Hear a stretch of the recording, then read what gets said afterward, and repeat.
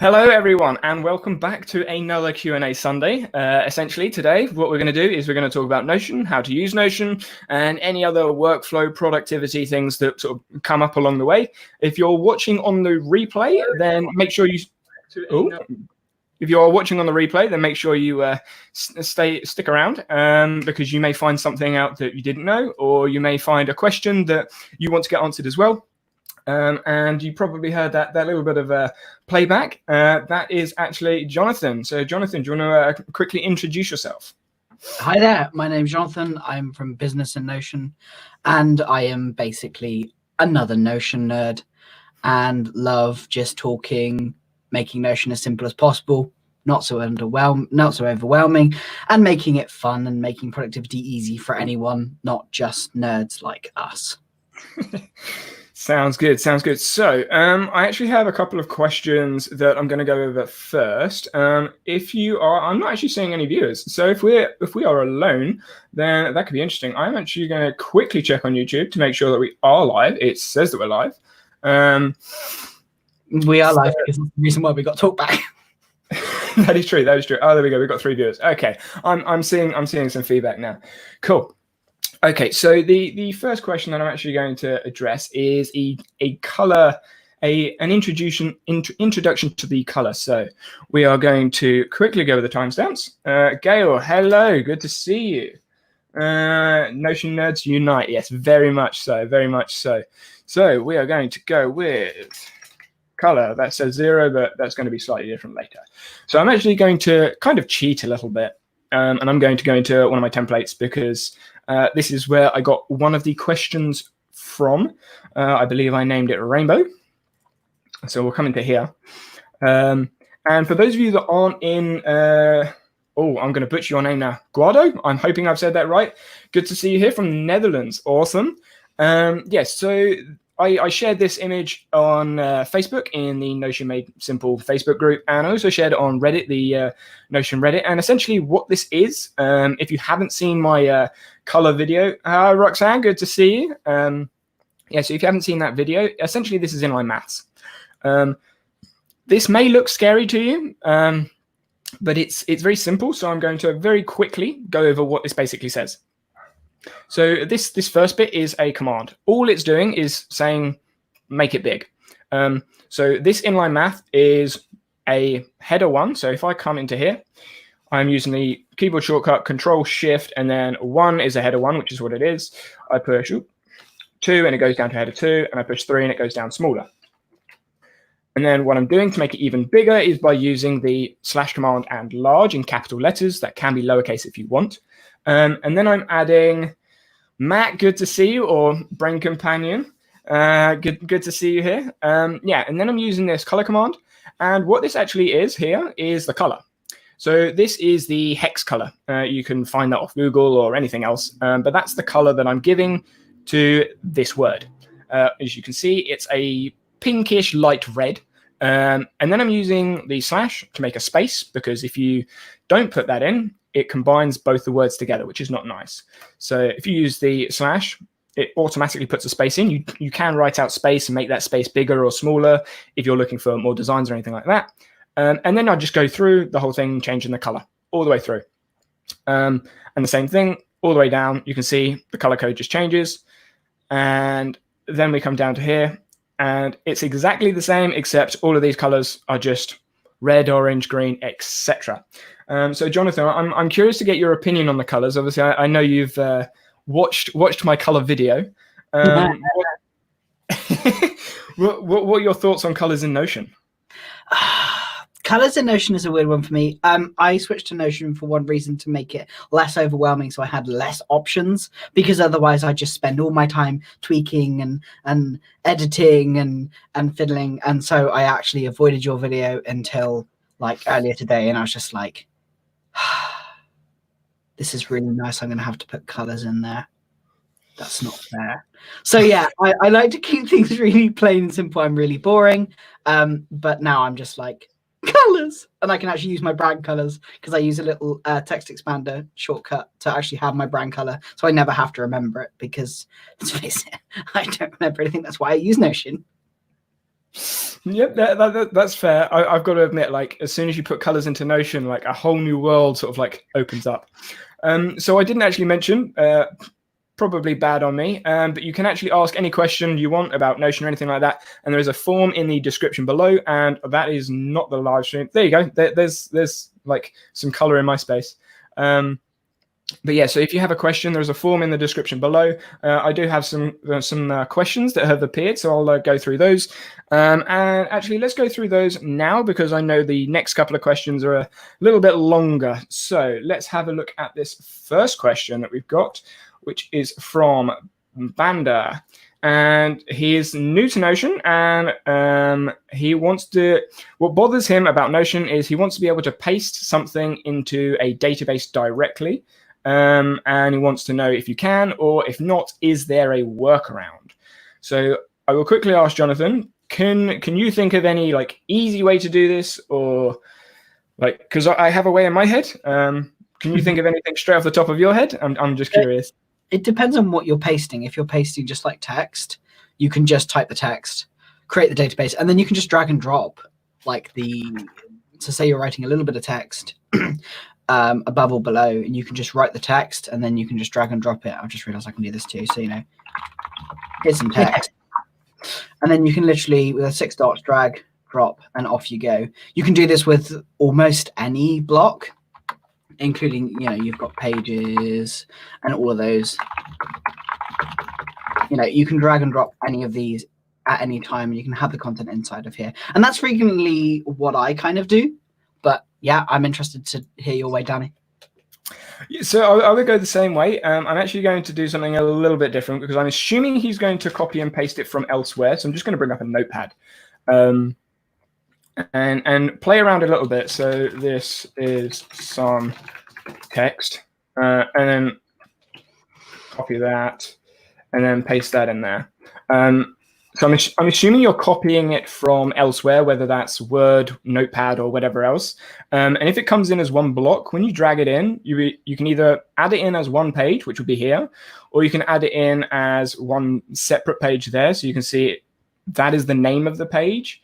Whereas if we come back and we turn that back into text, because this is one block, what you would do is you would create a page that's untitled, which isn't ideal, and then it's in there. So if I undo that, it's not going to let me undo that now, is it? Of course not. So let's cut that. There we go. There we go. Taking its time. So if we come back in here, what we can do is we can actually turn this into a code block. Ooh. Oh, wrong one. Here we go. There we go. Enter. Space them out. And then I'm hoping this is going to work. It did work. I'm assuming it's the same. Has it spaced them out? No, it hasn't. Okay, so it's gonna make me do it manually. So by putting enter. Then. Sorry? I was about to get really excited then, not just finding out. I was thinking, finally. Yeah, so all I've done is just put enter at the beginning of those, and now they're individual. And now you can put them in as individual pages. That one's got a plain text. Oh, yeah, because that's the code block. But yeah, so you can add them in like that. If you've got numbers, however, actually, let's bring up Excel, because this might be something that some of you could use for dates and things like that. I use this quite frequently when I'm messing around with dates. So let's go the 1st of the 1st, 2020. And then we drag all that down to, I don't know, 21st. That will do. I've used Control-C to copy that. And then when you paste that in, it's going to take its time. It comes up with its own database. So that's how you can actually bring in like a year's worth of dates or whatever like that. You can do it in Excel and bring them in. And then once it's into Notion, you can then obviously drag all of these pages into the database that you wanted, which can be up here. And now you've got all of those dates in there. If you wanted numbers, and then numbers work exactly the same, you can do that in Excel and drag them in. I actually use this shortcut to bring in some dates mainly, but I've seen it used for quotes. So if you've got like a quote of the day, hi Alec, good to see you. I truly empathize with your desire for simplicity. Yes. Yeah, that maybe that's my bad for sharing the colors. Yes, I blame you.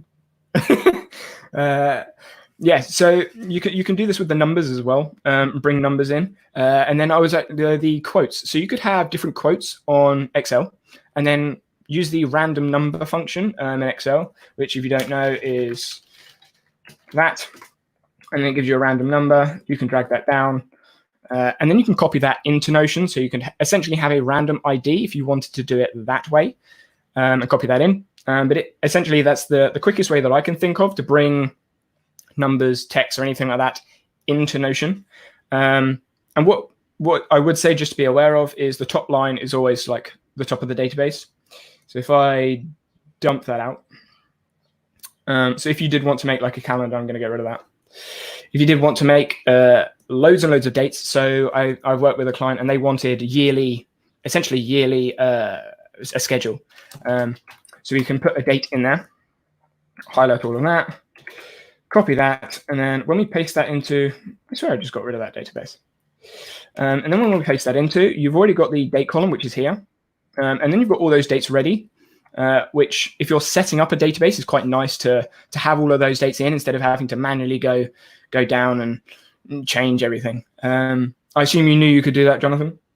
I did, yeah, but I did like the random function thing. That was pretty cool. I didn't know that. But I'm not. Yes. I don't use Excel, so. Okay, yeah. So it does a random function between. So this goes between 0 and 1, but you can make it between any constant that you want when you put it in there. But yeah, that's oh yeah, it's because there's no number. Go away, go away, Excel. We're not playing on Excel today. But yeah, so there is that one. So next question, which is in the form, Devinder, good to see you. What's that? Heath, I was having a blind moment there. Good to see you, Heath. We are going to move on to our next question in the form, which is from Heath. Okay, so I'm just going to come over here, add in a timestamp to this one, which is going to be Heath's question. I'm just going to put Heath so I remember what it is, because otherwise I'm going to forget the timestamp. Your question is, your recent video on advanced recurring tasks was great. Thank you. Glad you watched it. I'm assuming you watched it all the way through. There was a lot of formulas in that one. I was wondering how to use the properties formulas technique with a completion feature for the task. Meaning with normal tasks, there is status or completion field that you can check or change in the same way to denote that you have completed the task. Then using filters, filter them out. Anyway, I am reading this, I'm just trying to speed read this. I don't see how this can work with recurring tasks, iteration, suggestions for completed tasks. Okay, so I'm going to cheat slightly. I'm actually going to come into my space to show you how I do this, because that's not my space, that's my space. I normally use a shortcut, I don't even know where it is in the sidebar. So with my recurring tasks, you can see I use another formula, as you can imagine, which is here. And I use a last done date. So whenever it was done, that could be a tick box. It could be your selection property. And I incorporate that into my showing box. So all of those formulas that I shared in that video about recurring tasks, they are essentially, I've got the daily, the weekly, the yearly all into there. And then I've got the monthly one in there because they're the ones that I currently use, which if you watch the video, you'll see like you only use the recurring formulas that you need. Otherwise, you've just got tons of properties that you don't really need. So if I have a look in here, basically, it's just going to check whether the last done date is today or not. So and function format date. So this is the last done date, which is here. So if it was last done today, then last done would be today. If that is true, then it's not going to show. If it isn't true, then it's beforehand, which means it's going to look to see if any of these are ticked. I will briefly go over explaining how this works in explanation that was really bad English in the live stream. Here we go. Into here. So I will simplify this quite a lot.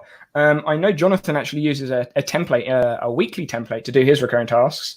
Do you want to quickly go over yours while I'm setting this up? Yeah, so for my weekly tasks, I have them when I first start. It's kind of similar to the the YouTube video that you do, where you do all your YouTube videos, you have all your tasks pre-set up and then you drag them into your tasks. So I actually primarily use it that way, where I have a page which has all of the daily tasks that I'm doing, and they're set above the database, my weekly database, and then I just drop them in the days that I want to. So my whole kind of way I set things up is done on a weekly basis, and then I have loads of nerdy, geeky formulas which tell me what day I actually have to get it done. And so I drag and drop the kind of recurring tasks into the days that I want them, and that is added in the formula, and it's done that way. But I have so few recurring tasks because I outsource most of mine because I'm lazy. I'm just going to quickly, because I have an actual view in my task database for, there you go. that's the recurring ones that I currently have. But yeah, there's a few, and I can go in there and see daily, weekly, and there are other tasks that were recurring, but they're not anymore. Right, so what I've done is recurring. So essentially this tick box is going to represent the formula. So the formula from the recurring task video is essentially this tick box. So if that tick box is showing, then I know it's recurring. Brigitte, good to see you from Brazil. Awesome. Yes, so we've got this recurring task will be the tick box if it needs to recur or not. And then you have your tag, or let's say completion in there. And then what you want to do is when you come into the formula, you want to be able to check whether we're going to go live formulas here, Jonathan. I know you avoided this one too productive. So apologies if I do get this wrong, but I am doing live formulas under pressure. Yeah, so essentially I want to see if this is ticked. So I'm just going to go, is that ticked? If it is, it's going to be ticked. If not, then it won't. And now I want to see whether this equals to do. So I'm going to put in completion. I'm going to ask whether that equals to do. And now I put the question mark there, which is asking it as a question. I'm going to put a bracket there. So now we've got an if function. Essentially, this is the question. We're asking, does completion equal to do? If it does, then I want it to put true, which it's already there. If it doesn't, then I want it to ask another question. But because we have stuff in there, we need to actually tell it what we want it to do, which is where this true comes in. So now, if I just get rid of that for this, just for showing, and then put the bracket on the end. So now this is to do, so it's going to be ticked, and this is completed, so it's not going to be ticked. So that's the first part. That's the question that we've asked. But now we want to ask another question because we want to see whether recurring is ticked. So if that's true, we also want it to check to see whether, come on, show me, there we go, if recurring is true. So we're going to ask these together, which means we're going to bring the and into it. So we're now asking if this is true and this is true. Bracket in there.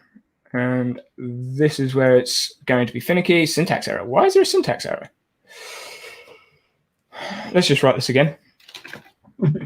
Here we go. Here we go. I bet you it's that space at the end. It's always the space at the end. Oh, very, very probably, but I'm going to run through this. Purely just, I don't even know. Just because otherwise when I start fiddling around, I'm like, So comma, and then we want that one, there we go. Right, so now it's asking whether they're both true. So you can see this is to do, this is ticked, so it's true. This is to do, this is not ticked, so it's now not true. And that's basically what I'm doing in my formula. So you can have, this is your recurring task. This could be a formula to say, one of the recurring task formulas to say that it's needs to appear. And then actually, if we change this to done, because that probably makes more sense for your use case. So when it's done and this is ticked, it's not going to show because you've done it. But if it's, I should have just put completed instead of, that was just That was just silly from me. Yeah, so if it's to do, you need to do it, and it's a recurring task, it will show. If it's a recurring task and you've done it, it now won't show. And then you can filter your database in here. Add filter. I think I need to do a video on filters because some people seem to be getting very confused with filters. I'm not talking like this community. I'm just, in general, I'm watching people on Reddit, on Discord, and they're asking how filters work. Files. Files is ticked. So you can see none of them are ticked, so none of them are going to show. So if we add in that's recurring and we need that one to do. So this will now come up on our to-do list. And then when we've done it, we can push done. And now it's disappeared because we've completed the task. Hopefully that answers your question. If you do get confused at any point about how any of that worked, you can obviously, because this is a live stream and it's on the replay, just go back and have a look at that. Is there another way that you would approach that, Jonathan? Like in formula terms or anything like that? Or is that how you would go about it? Yeah, I would do the same thing. Yeah, pretty much the same thing. I know that's really boring. I know. So disappointing. We were talking before about how we'll both be doing different ways. I'm just like, no, that's pretty much how I do it. Yeah, you're right. You're fine. Cool. Do you have your recurring tasks separate then, or do you have them all as kind of? Do you have it as a separate database or just one database? Because that's the interesting thing. That's the thing I'm battling with myself with mine, whether I want to separate my recurring tasks or keep them in the same database. Because if I keep them in the same database, then it's cleaner, but it does have more properties. So I'd love to know your thoughts. I have them all in my master task database, mainly because I only want one view. So I guess I'm just going to add a timestamp in here because I'm probably going to go around my space a bit now. So I'm going to come into my space. I use the shortcut because I never remember where it is. So that was Control-1 because it's basically a quick hack because my space is at the top of the favorites. It's the first thing in this workspace. So when you push Control-1, it goes to my workspace, which means it always goes to my dashboard. So it's a shortcut on my keyboard. No matter where I am, it will always go to my dashboard page if I push Control-1. When I go Control-2, it'll go to a different workspace. But that's sort of like a hack, trick, tip, to have a shortcut for your home space. Because I know some people on Mac use Alfred or something. I don't know. I'm not a Mac user, but they use Alfred to shortcut their way around places. That's actually clever. Sorry? That's actually pretty clever. Oh, using the Control-1? Yeah, that's pretty cool. I quite like that. It's the main reason I prefer using the app over Chrome, because on Chrome, Control-1 goes to the first tab of the window rather than the dashboard. Yeah. A little bit of a difference. Yeah, so this is my master task database. This has everything from events to tasks, to-dos, recurring tasks, like everything. And to be fair, I don't think there are that many like properties considering the amount it does. I say that. Anyone looking at this may think there's a lot of properties. But if you look at August Bradley's or Marie Pauling's or anything like that, they have more. Trying to justify myself here.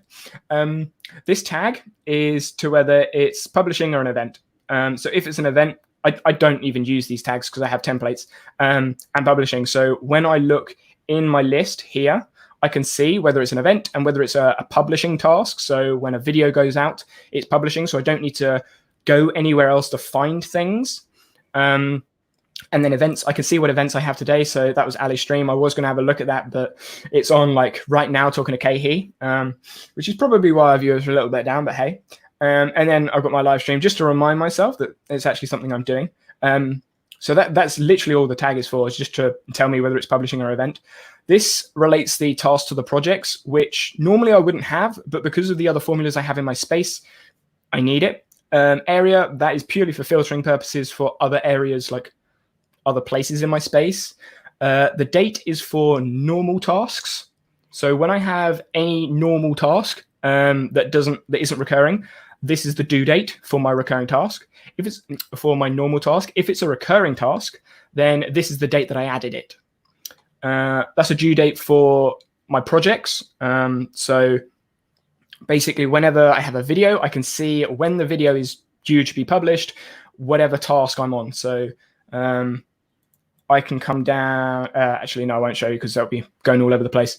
And you may get confused.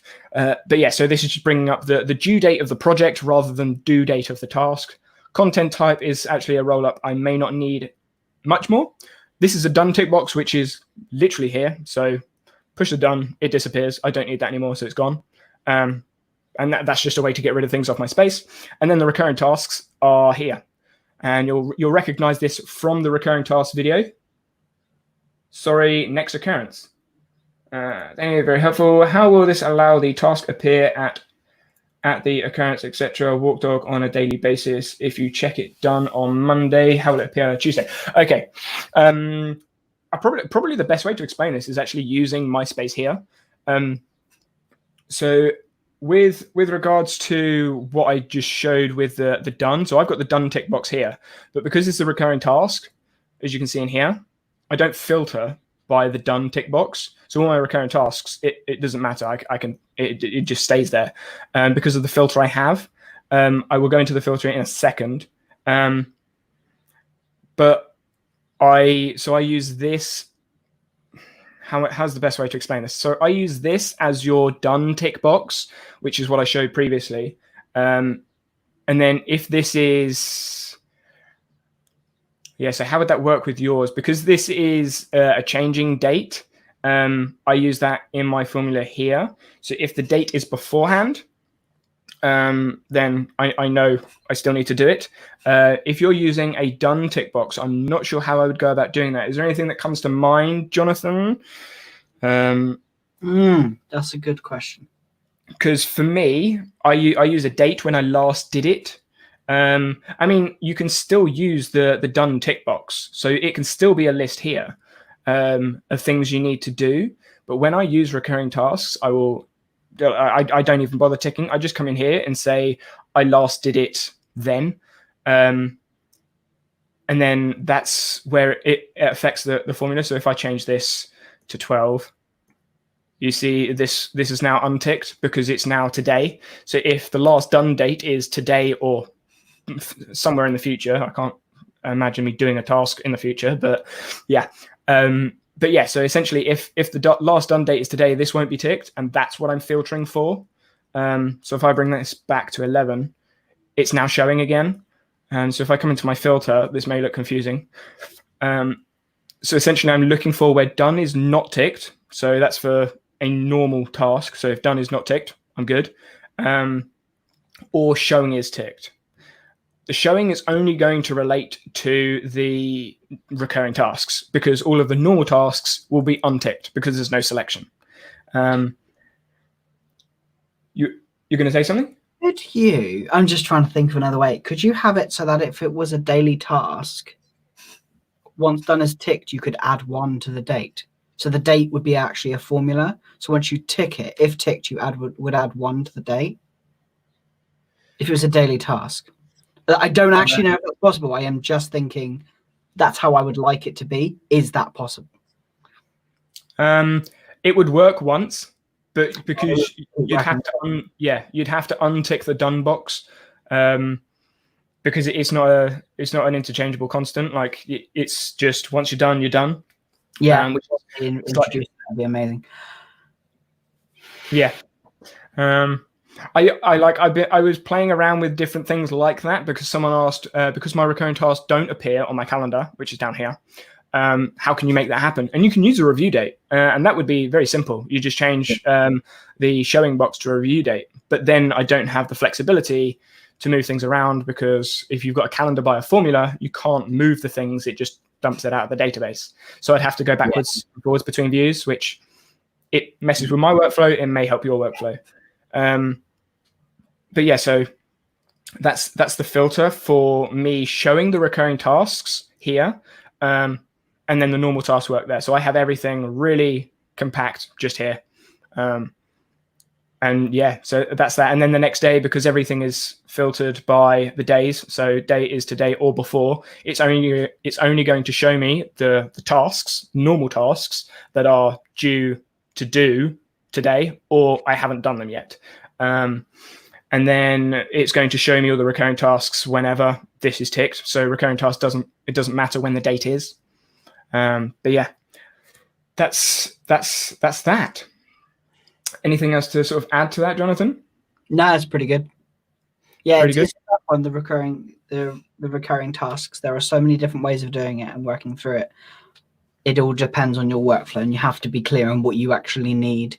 If you don't need to tick it off every day because it's something you do every day anyway, and it's just to prompt you, then just having something like a simple checkbox can work in a weekly planner, which is kind of what I use. Is just having a weekly checklist, and I just cross things off as I do them. Whereas my normal tasks for like business and everything else is kind of in its own kind of database itself. I think for me, it is a workflow thing, not like a Notion thing. So very quickly, it would help if I could type. Wow, attempt 5. There we go. That is the quickest recurring task, right there. Yeah, so I've done it, and now I've got to do it again. Like when people ask how do you do it, like that's the quickest way to do it, and that's the easiest way to do it. Just have like a list. But yes, so that is that question, and that actually kind of covers the question that I had down on here, was actually recurring tasks. But I do have a question for you, Jonathan, and anyone else in chat. I'm curious. I watched, you may have seen, Ali Abdul did a video on books and watching things at ×2 speed and noting things down. I'm curious. He uses a resonance calendar, right? Do you use a resonance calendar some way to collect information? Because what I was seeing from what I was understanding from what Ali was talking about was he listens to loads of books all of the time, ×2 speed, grabs all this information, captures all this information, and then stores it somewhere. How does he review it? How do you think he reviews it? Do you think he reviews it? And like, how would you go about it? I know that's a lot in one. Well, that was a load of questions for me. Cheers for that. I think I often, when I'm kind of capturing ideas, I have my little like capture net, and I also kind of have it whenever I'm having a moment and I need to just dump everything out of my head, which is frequent for me because I'm always thinking about something. I capture it all and I just dump it into a database, and then as it becomes important to use, I then assign it to a project. So I have a relational database to my projects, to my weeks. So if I'm working on, say, for example, a course in particular, and I'm creating notes on that course, I have a database. I link it to my courses, kind of my course database and things like that. I also use a topics tag database, and inside of that I have like a web of information. So if I'm doing some a video on productivity, I will go into my productivity web as such and look at all the resources I have and then go through it, and then I kind of take out the important parts that I want to use, and then I kind of change it into something different. I don't necessarily review unless I have to review. Like, I'm very much like, when I need it, I'll go get it. It's more of a just-in-time management of kind of what I'm trying to do. I only do things when I have to do them. Okay. So I'm sort of like, with when it comes to like the review aspects, like active recall, spaced repetition, do you do any of that inside of Notion, or do you go outside elsewhere?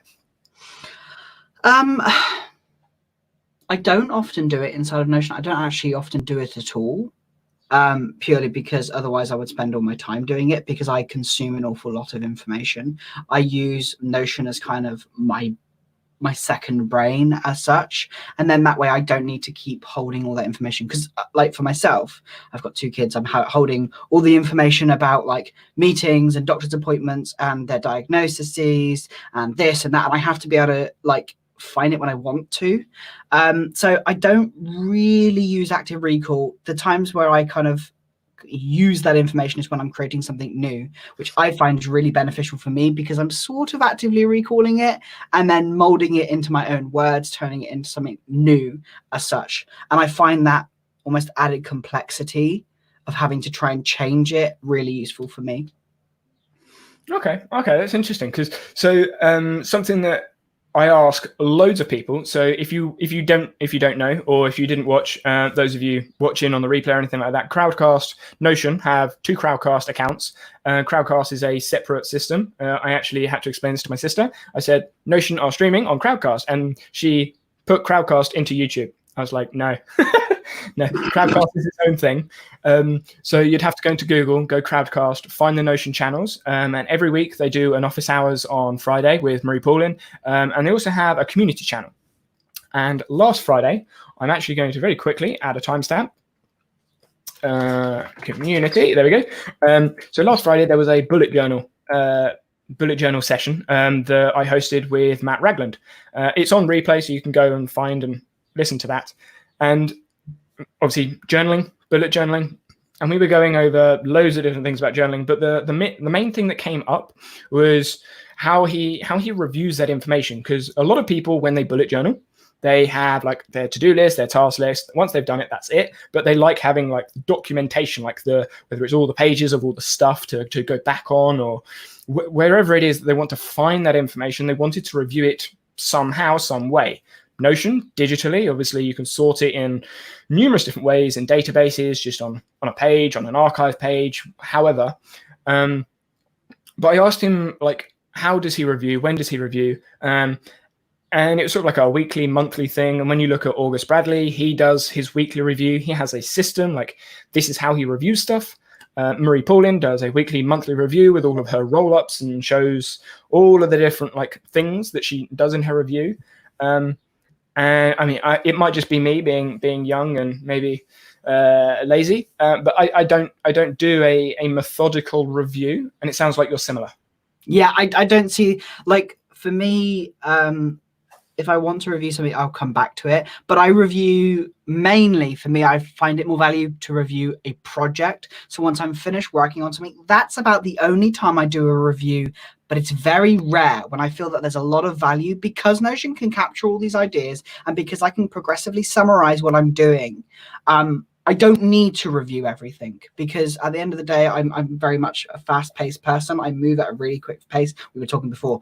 I talk too fast. Like, I don't like to keep mulling over things, because for me, what will happen if I start overthinking everything, then I get nothing done, and then I end up being in this vicious cycle of what I could have done better and what I could have done this and what I could have done that. The way I see it is that it's incrementally. If at most a review, it's one thing I do different and one thing I wouldn't do next time, and it's literally just a selection of what I do. But I don't really do it unless I feel it's a bigger project.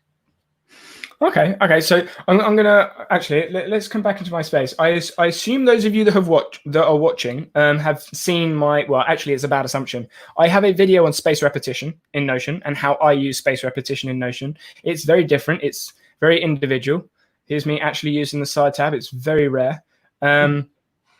And I'm actually going to let you in on a little bit of a secret. I'm trying to learn to code. I don't know code, never known code. The only thing I knew about code before 2 days ago was Python and JavaScript were languages. That was it. Full stop. End of conversation. So I'm trying to understand how code works a little bit. And this is, so I know, Colby, I don't know whether you're in chat or anything like that, or any students looking to learn something. But this is essentially what all of my pages will look like. I'll have notes, which are the page. So when I was at uni, this is basically what my whole uni page looked like. There are 2 videos I would suggest you go watch to understand sort of where this is coming from. The space repetition video, which will explain this database and this setup. And then the video I did as a response from Thomas Frank and this setup. This is a very basic version of that, because I made this in like 2 minutes this morning while I was trying to learn a bit of code. You can see I've got the language in there, so I know what language it was. And then I have notes of that lesson in there. But I don't really need to go back to these, because what I've done is I created flashcards from those notes. So if I need to go back to those notes and I need to review those notes or learn from wherever it is, they're there. But I don't want to read through 2, 3, 5, 10 pages of stuff. When I was at uni, I'd have like loads of articles and things to read through. It's going to sound lazy again. I can't be bothered. Like, I don't want to read through pages and pages. I've already read it. So what I'll do is when I'm going through, I'll actually pick out things that I want to remember or things I know I may forget. So looking at learning, we typically learn stories. We can emotionally attach to stories, so it's easier to remember. Numbers, not so easy to remember. References, also not easy to remember. Jonathan, did you, I don't know your academic background. Have you done like a uni degree or? Nope. Okay. I'm a lazy git. That's my argument. Fair. So I'm at the end of my MSc, which is a master's degree. So I've done my undergraduate. So technically, I'm 5 years into academic research, which, wow, it's mad. But you get loads of references and articles thrown at you, and you can't remember them all. So what I did is I put them into flashcards. So you can see I have my notes here. I'll go into one of these notes just so you can sort of see what it looks like. And it's literally just tons of code. Like before today, I would have gone look at that and gone, I have no idea what that means. But now I sort of know what that means.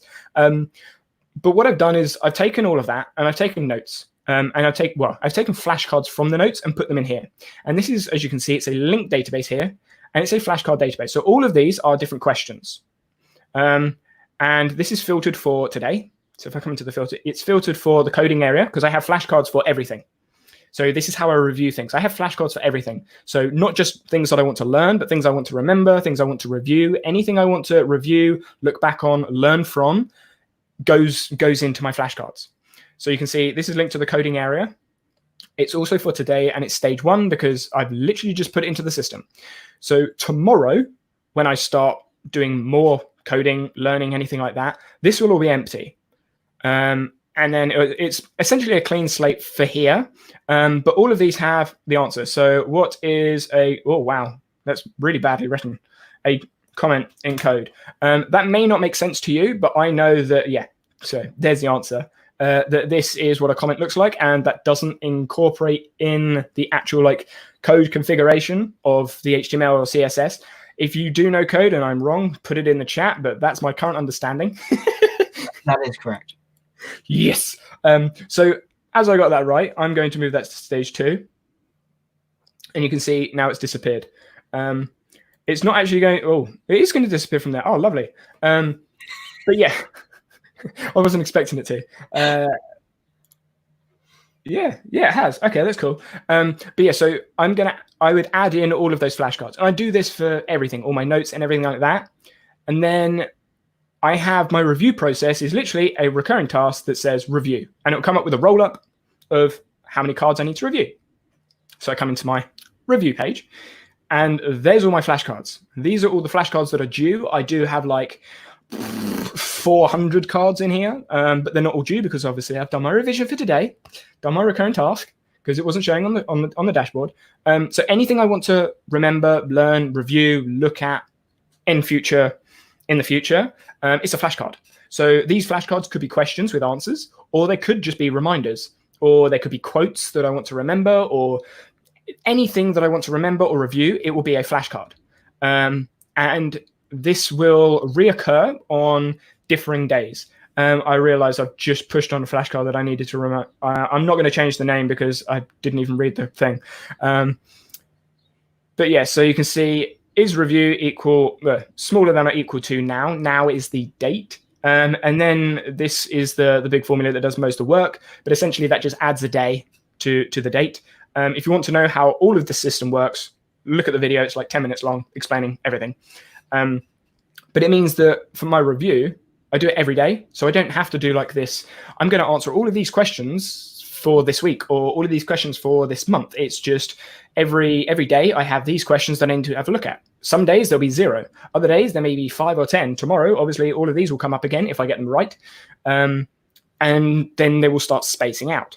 And then I have the exact same thing for areas. So I'm going to associate this to a database of databases. Do you have something like this in your space, Jonathan? A database of databases. I love it. Like only people in Notion would understand that. I know, we just like nerding out completely, and everyone's just like, what are these idiots talking about? Oh, I have databases on databases on databases.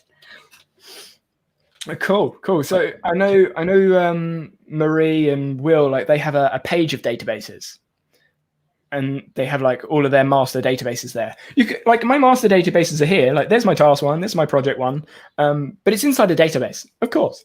And like some of these. So for example, those of you that don't know Notion, maybe switch off your ears a little bit. But this one here.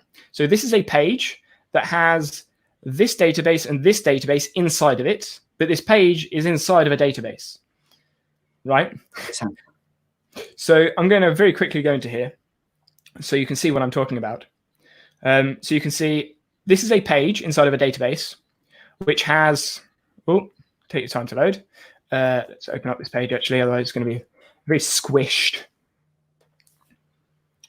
So this is a page inside of my review database that has my projects database, which is also in the review database, and my task database, which is also in my review database in it. And inside of these pages of the projects database is another iteration of tasks, which, yeah, that's going a bit far. But yeah, so everything is linked together. So it's 2 or 3 clicks away. But essentially, my review is just a stick box. So whenever so you can see all of these are different areas. There's my coding area that I was just in. All of these are different databases like finance, tasks, etc. And I don't even know when it is. When is it? Every more than 10 days. See, I just rely on Notion to do everything. So every more than 10 days, I will get a reminder to review this stuff. But I don't have to do it that day. I can do it when I want. Let's come back to this. So what were your thoughts on that, Jonathan, for reviewing information? So yeah, I think reviewing for me is very much when I want to review or need to review. In terms of kind of like, I suppose the spaced repetition for me, I actually use Readwise for books, and they've just recently implemented a Notion link up together. So for me, I have a Readwise database with all of my kind of entries in it, and it takes the quotes from for people who don't know, from websites. I clip quotes that I love, or I clip from my Kindle. I have a Kindle, and so when I highlight quotes, it takes them in and then it shows it to me every single day. So I kind of use that as my kind of active recall and stuff like that. But outside of that, I'm just like, when I need something, I'll go find it, and I know exactly where it is. If it's a course, it's in my course database. If it's in, if it's a meeting that I've tracked, it's in my meetings. I always have a place where all my notes go. And then I was trying to find a really good example, but I can't find one, where I need to, for you, I like how you break it down and then move it out of the database. For me, I put it at the top. So I have a highlight. I go through kind of like 3 stages. It's basically Tiago Forte's way of working, where he progressively summarizes. He starts with kind of like bolding the passages that are important. Often I skip that stage. And so when I'm kind of watching a video, for example, I also watch it on like 2 speed as well, or listening to something. If something really catches my attention, I create a very quick note using the mobile app and just type. And I summarize very quickly. And then from there, I take my summaries deeper and like highlight and go, this is what I want. And then I move it all to the top. And so that when I open a note, I link it to a project, open it up, and I see at the top, these are the information I need to go. This is kind of the high level summary that I need. And then I just carry on because I'm lazy. Okay, fair enough. So I haven't had any more questions come in, but if you do have any questions that pops to mind when we're talking or anything like that, there is a form in the description below. So make sure you put something down there. I'm actually going to go through some of the questions I've got during the week, because I feel like that may be useful for anyone watching on the replay, anyone that's just joined us, or anyone still watching. For those of you that don't know, there are Reddit communities, Discord communities, Facebook communities, and a lot of people are in there giving solutions, giving answers, and sharing different things that they do. And what I like to do is I will create a potential solution for that person. So let's share my screen again. This is my public page. You can grab it. It will be on the YouTube banner. But if you go into the templates, I have all of these, which are basically just answers to different questions people have had. So name sorting. I'm gonna go through some of these fairly quickly because some of these are quite simple. But sorting in columns, right? I don't know whether you Jonathan have to sort things in columns, but when you have a name and you've got lessons, whatever, this was the example. We'll go into there. Right, so you can see this is sorted by the name ascending. And because because Notion is looking at the number, it doesn't actually look at 10 as 10. It looks as 10 as 1 and then a 0. So when you have a list of numbers and you sort that list of numbers, if it's in the name, it will go by the first number and then the second number. So you can see we've got lesson 1, then lesson 10, and lesson 2. Obviously, we know that is not right. So there's a couple of ways you could go about doing it. You could change it so that it's 0, 1, 0, 2 for all the single digits, which is one way of sorting them, which was a potential solution. Or you could actually use a formula to change it. So you can see we've got, if we come into here, so name change. Is this the sort of approach you would take? I would actually do the formula one. Okay. Because I don't like the look of the 0, 1. It's maybe that's me. Yeah. But yeah, so this is sorted by the name change. So you could change this to the zeros, and then you've got 10 down the bottom, or you can sort it by. Yeah, that's really helpful, isn't it? There we go, number sort.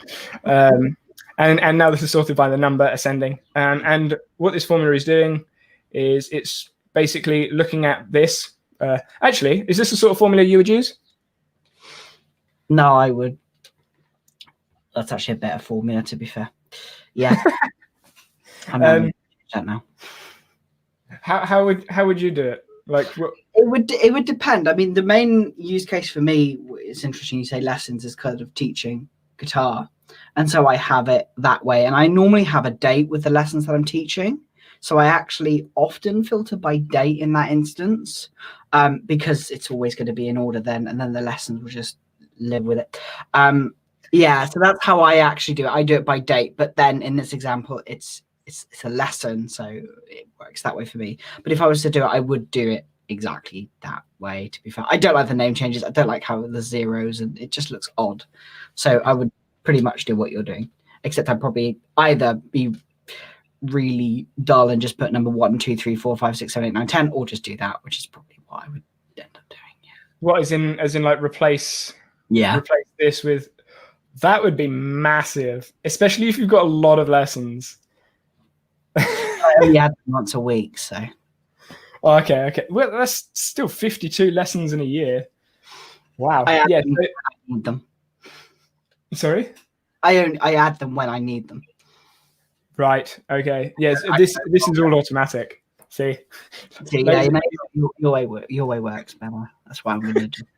Lazy person here. So very briefly to explain this, I'm using the replace all. So I'm looking at the name property, which is lesson 1, lesson 2, etc. And then I'm selecting this basically is shortcut for any lowercase and uppercase letters. So I want to replace every lowercase and uppercase letter with nothing, because I have a number next to it. But because this is a text string, because the name is a text string, I just need to change that to a number. So I've changed it to number. So now it's a number column, which means it can now be ordered like normal because it's reading the number 10 as a 10 rather than at 1 and 0. But yeah, I left it up on screen so people can have a look at that. Actually, I didn't timestamp that, and because I'm flying through things, let's just sort. I'm going to have to go back through these and actually make them look like they're supposed to be there. What's the next one? Actually, you could do that. You could do that in the background. I could have, yeah. I realized that, like, as you were saying, I need to do this, and I was just like, oh yeah, I could have done that. That would have been useful.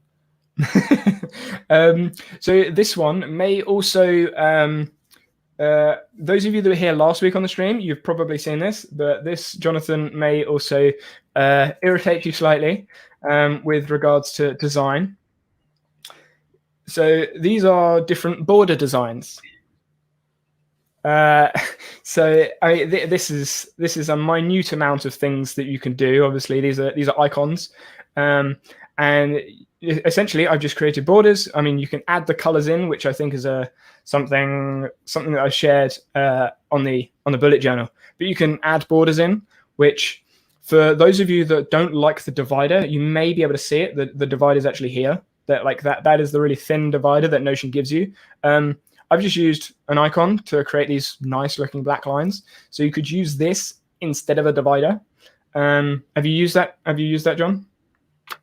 I wanted to be really mean and go no, but actually today I set that up. I've just because I've just onboarded a VA, and I created kind of like retainer portals, and I did use those borders to kind of separate it up. I also, because if you do it with a database, if you indent the database, it actually fits underneath those bracketed ones. So underneath the Monday and Tuesday, if you fit it and have it indented, it actually fits really nicely.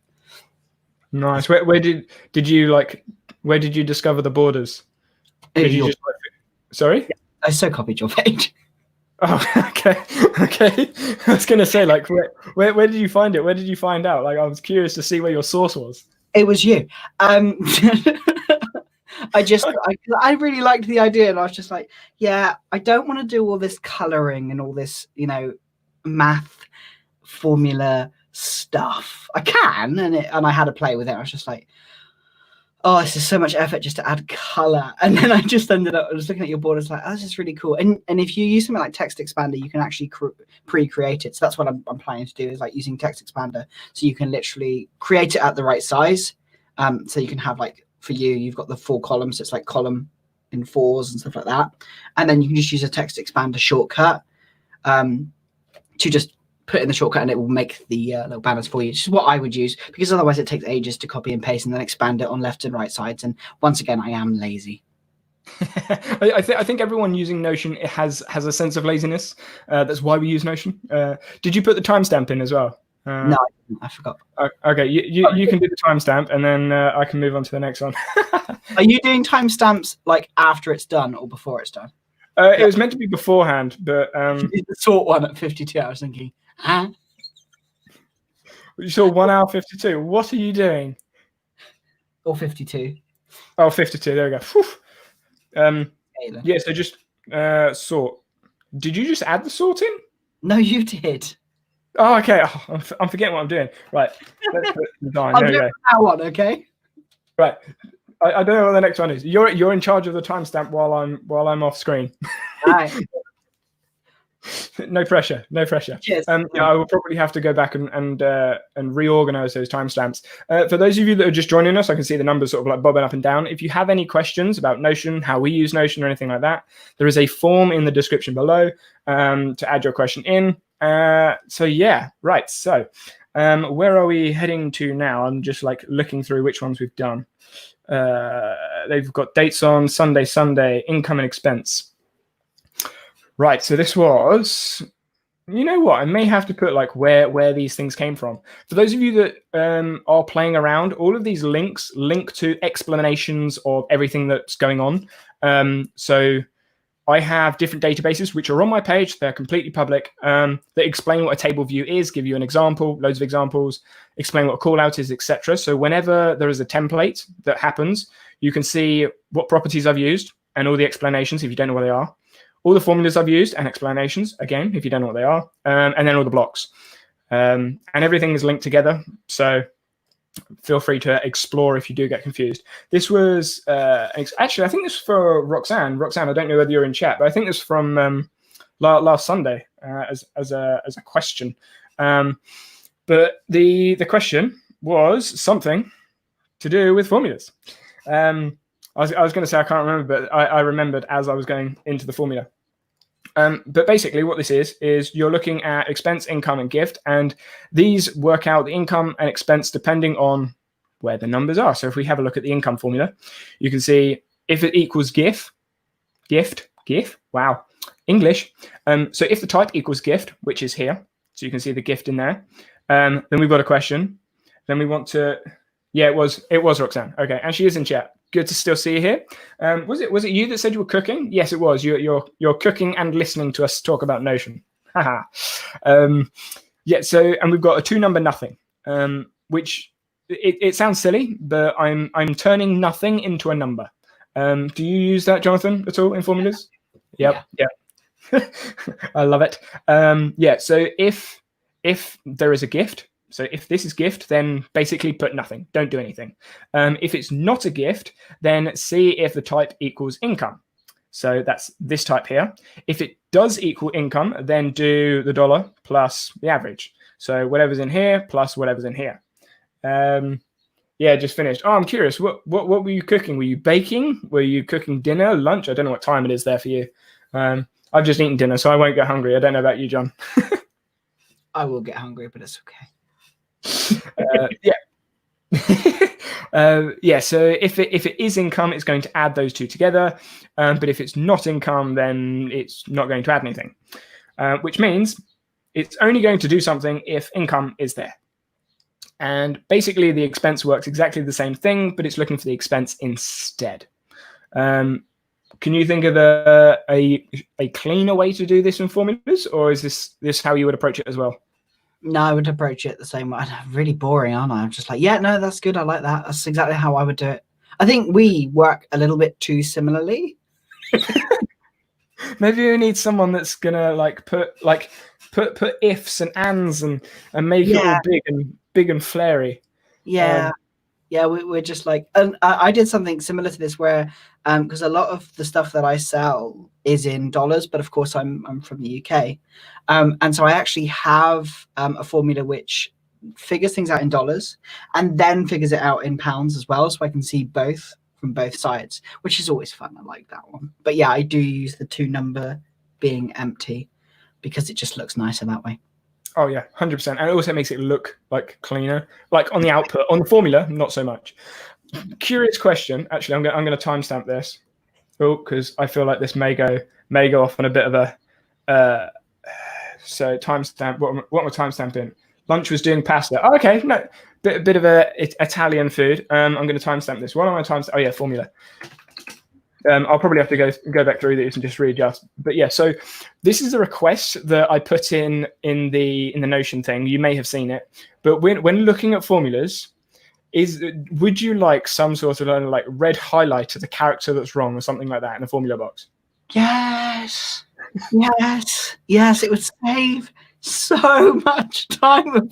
Where is it? Which one is it? I know there's something wrong, but I can't tell which one it is. Please tell me what's wrong. They should just give me the answer. Don't make me work so hard.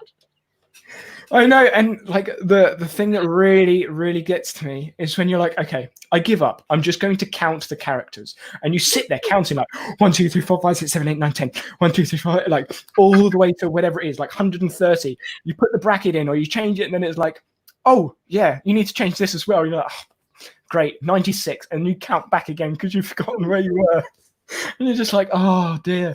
Which is why I'm just like, okay, you know what? I can't do this. I can't do this. I'm like, I need to take a break. Yeah. But then when it goes really well, I just dance around the studio for a good 5 minutes going, finally, I've actually done this. And when I have a successful formula session where I have no syntax errors whatsoever, I am celebrating, terrifying the entire house, thinking, what is going on here? Why are they so excited? Why am I getting so excited? And I'm just like, because I managed to do an entire formula without one syntax error. And it was like 150 characters. This is this formula, when I was making it, like it looks nice and clean now. When I was making it, the drag, the irritation, because there's so many like you haven't seen the recurring task video yet, have you? No. So basically, this is the template for that video. As soon as the video goes live, it's there. But like this is similar. Like there's so many finicky things in here. Like you put a comma in the wrong place, you put a number in the wrong place, a bracket's not there. Like if one of these ors are missing, it's all gone wrong. And when you're using nested ifs with other things, it's like there's not enough arguments in the if. Yes, there is. Oh wait, I haven't put the bracket around the second one. Oh God. I actually just place spaces everywhere. Like when I first start mapping out a formula, I'm just like, you know, if I'm using or, I'm like or space, open bracket, space. I add a huge amount of space in between them, because provided I make sure that at the end there isn't a space, it will not break. And then I'm just like, okay, cool. So here we go. Or this, or that, if this is that, or, okay, fine, they're fine. They are open, they are closed, right? This is correct. Okay, next section. And I'm still at the end going, okay, it's done now. I feel like I know you suggested this like last week, doing like a build battle type thing on the stream.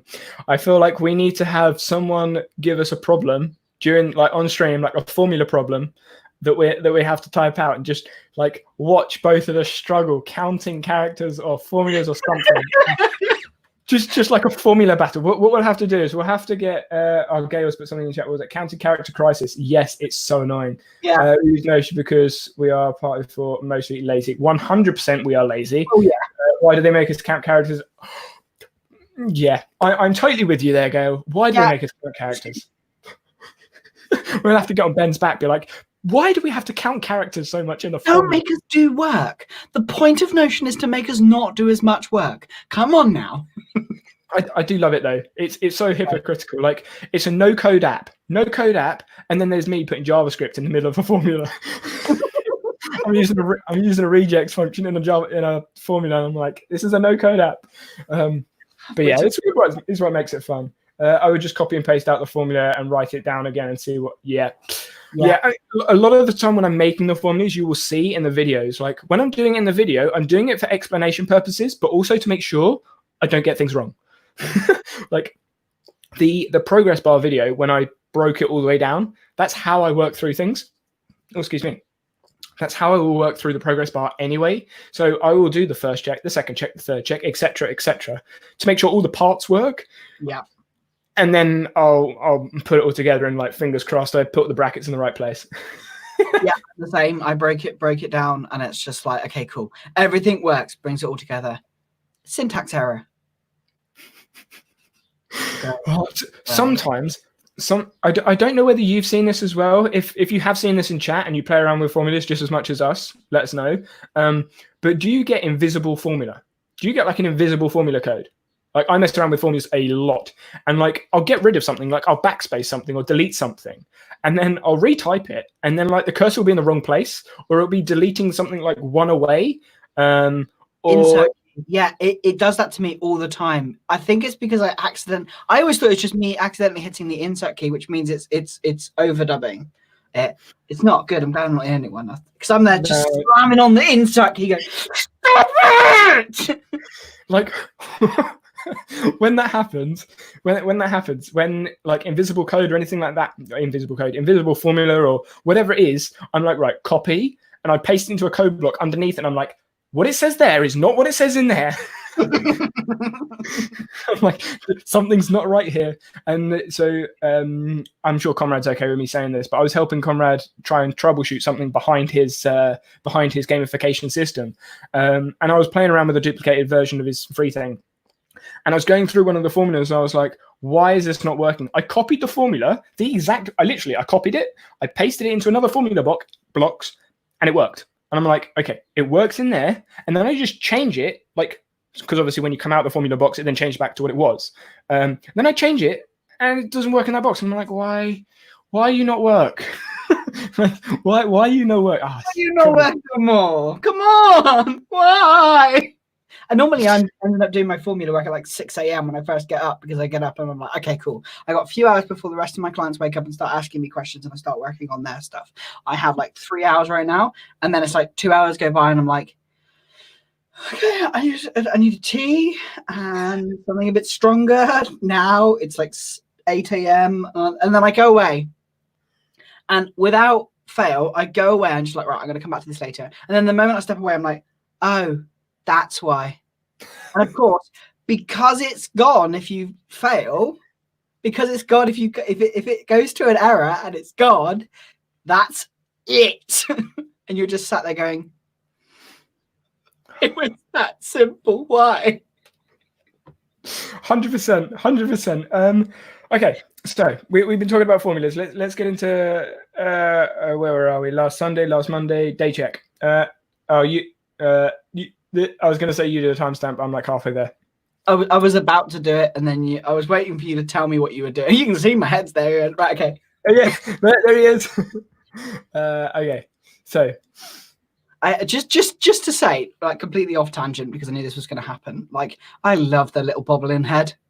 Like, am I alone in like just like, because all of my client work is inside of Notion. So every time someone works with me, like they're in Notion and I see that head bobbing around, and often a client of mine and I are just laughing at each other's heads, bobbling up and down and moving around, and it's quite entertaining to watch. I love it. I just love the bobbling head. Oh, it's like so for those of you that don't know, we're both Notion pros. I think we said that at the beginning.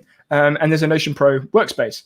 And whenever there's like all the stuff going on, you can see all the characters. And whenever there's a new thing, whatever it is put in there, you can see all the heads bobbing up and down, like all over the page. And there's like 30 heads like going all over the place. I'm like, I'm such a child. It's so much fun though. Like I won't even be doing anything on the page. I'll just have it up and just watch the heads move down and up and down the page. Yeah. Oh, we are adults, honestly. Are we? I think so. Okay. I know it was day check, but I can't even remember where it was. There it is. I should probably filter this so I just know where I'm going to next. It might be good. Okay. So day check. This was I actually like I'm just looking up here and I'm like, both of these are default. Like almost every template I make has a table view in it, because like who doesn't use the table view for messing around with formulas in databases? Like why would you use any other view for that? And then there's always a call out block, because I've always got this in there just so because a lot of the time I'll share the page, so I'll use the copy link and share the page straight to wherever they've asked the question, and then they'll come back here, and that's purely just for them to know like where things going, like advertising stuff. Is that a global block? Sorry? Is that a global block? Yeah, the global block's inside the template of sounds silly. It's inside the template of the templates database. Oh, that makes perfect sense. Yes. Okay. For actually, you know what? I'll rewind a minute for those of you. That might be a good idea, because you and I are just like, yeah, no, that makes perfect sense. Yeah. So this is a database. This is the templates database, and inside here I have a template in here. So if I come in here and edit the template, and then I have my global block here. So this is a second version of the actual block. I went over global blocks in the last video. You know, I've just timestamped day check and we haven't actually spoken about it. Yeah, no. I love this. Yeah, so that iteration there is actually here. So this is the original version. So whenever I change anything here, it's going to change it in the template, and it will change every other iteration of that. So whenever any details change, it all changes automatically, which makes my life so much easier, because otherwise I'd have to go through all of these. I don't have a number at the bottom, but yeah, like 30, 40, whatever it is. I remember on my stream, the last stream I did, I got incredibly excited because I realized you can global block a template block. And then my brain just went, I'm going to have so much fun with this. It's when I found out the inline maths, I knew it worked on page, but I didn't realize it worked on the database, and I found that out on stream. And everyone else, I think like Colby, Torin, Roxanne, like they were all in chat, like, can you do this and can you do that? And I'm like, I'm playing as well. Like the video is now out, but yeah, I was playing as well. Yeah, this is like a really simple day check. So I'm using format date, so this date. And I'm using the day and the month, and then the now day and month, just so that it checks for this so next year how things will keep working. But yeah, I mean, there's different ways you could do that. Is that the same sort of thing you'd do, or would you make it smaller, bigger? It was literally just, can I have a tick box when it is today? Yeah, pretty much. Because yeah, they were basically like, how can I make it? Sorry? Do you have to have the format date though? Could it not just be if prop date or prop date equals now? That's what I would do. Or am I might be missing something here. Like prop date equals now. Oh, you can definitely do it. You can definitely do it. I'm thinking that the timestamp's going to get in the way, but I'm not sure on that one. Like, because I know it's going to. Yeah, there you go. Yeah, there you go. That's why. Yeah. Yeah, because the timestamp of now gets in the way. I'm going to have to change that back now. Because I changed the original format. I knew there was a. See, this is the thing. When I go back to the formula, I'm like, why did I do it that way? And then I change it. I'm like, oh yeah, that's why I did it that way. But it's good that you asked, because I'm sure other people have asked the same thing. It was intriguing. I wanted to see why. Do you ever have those moments when you're talking Notion and you realize that you sound absolutely nuts, but you're actually making sense? If any Notion user knows what you're talking about, but actually for the average user coming to just watch a video of us, we sound ridiculous. This is something you know what, I'm gonna have to like do something about these timestamps. Like the idea of this was to actually make it easier for myself post stream, but I'm just messing it all up. So I want to bridge off on a topic. What were you just saying? What was it just saying? Sorry, I wasn't actually about Notion. Oh, again. No, it's gone. Keep talking. I was just saying. All right, thanks. I was just saying about like how mad we sound when we talk about like databases and formulas and all of this stuff. Like how absolutely like what we say doesn't make sense to almost anyone. And then when you show them how it works, they're like, oh, why didn't you just say that? And we're like, yeah, we just did. It's amazing how much of a difference it is the moment you get over that hurdle of explaining what you're doing. Because like, I don't know about you, but I find that when I try to explain what I'm doing, I have a wonderful client, Mars, and she just goes, yeah, I don't care how you do the nerdy stuff. Just get on with the nerdy stuff. And then when she has it, she's like, I love how this works. It's so wonderful. I know. And it's done like this. No, I don't care. Shut up now. Go do nerdy stuff over there and just let me get on with it. And it's yeah. Like that's something about the videos. I was like, how do I pitch these videos? Because I could go like real out there or right at the beginning, and I'm trying to pitch them right at the beginning. But those of you that do know Notion, I imagine most of you that are still in the stream probably do know Notion, so you'll understand all the terminologies that we're using. But some people that watch the videos that come across it for the first time, they don't even know what a page is. So it's like, okay, slow down. And you'll see that I put in the timestamp, what are beginners? So there was something that was put on the Facebook group, Notion Made Simple Facebook group. And someone asked, are you a beginner, intermediate, or advanced user of Notion? Now, to me, the first thing I have with that is like, okay, comparison. Who are you comparing yourselves to? Because like, if I compare myself to someone that's just started Notion, I'm advanced. If I compare myself to someone like August Bradley, Marie Paulin, or Jonathan, or anything like, or any of the other Notion, or a lot of the other Notion pros, I would say we're all about the same level. Yeah. So are we advanced or are we still beginners? Like, where is that when it comes to comparison?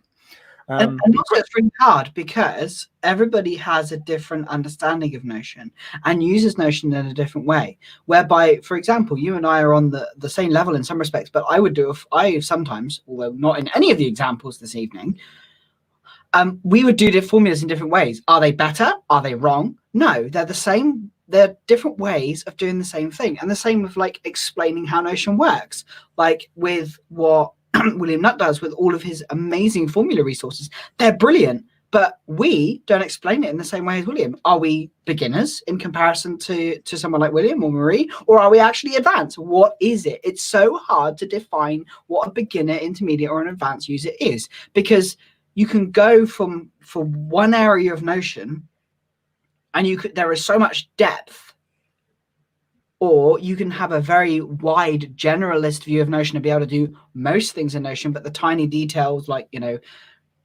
regex and using like JavaScript inside of formulas is more advanced. But it doesn't mean, are you a beginner still or an intermediate?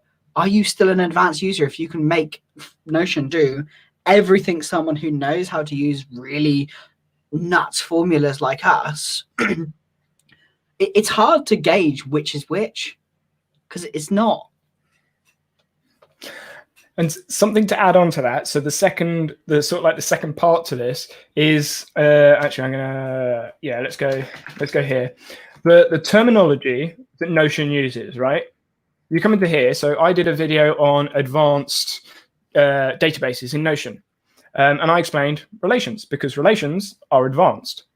Now, to me, the way I would perceive it is these are basic. These are intermediate because I think the majority of people use all of these, but then the formulas is where you get into advanced because formulas, you have to understand how things work. Yeah. But then once you understand how everything works, how do you make it work for you?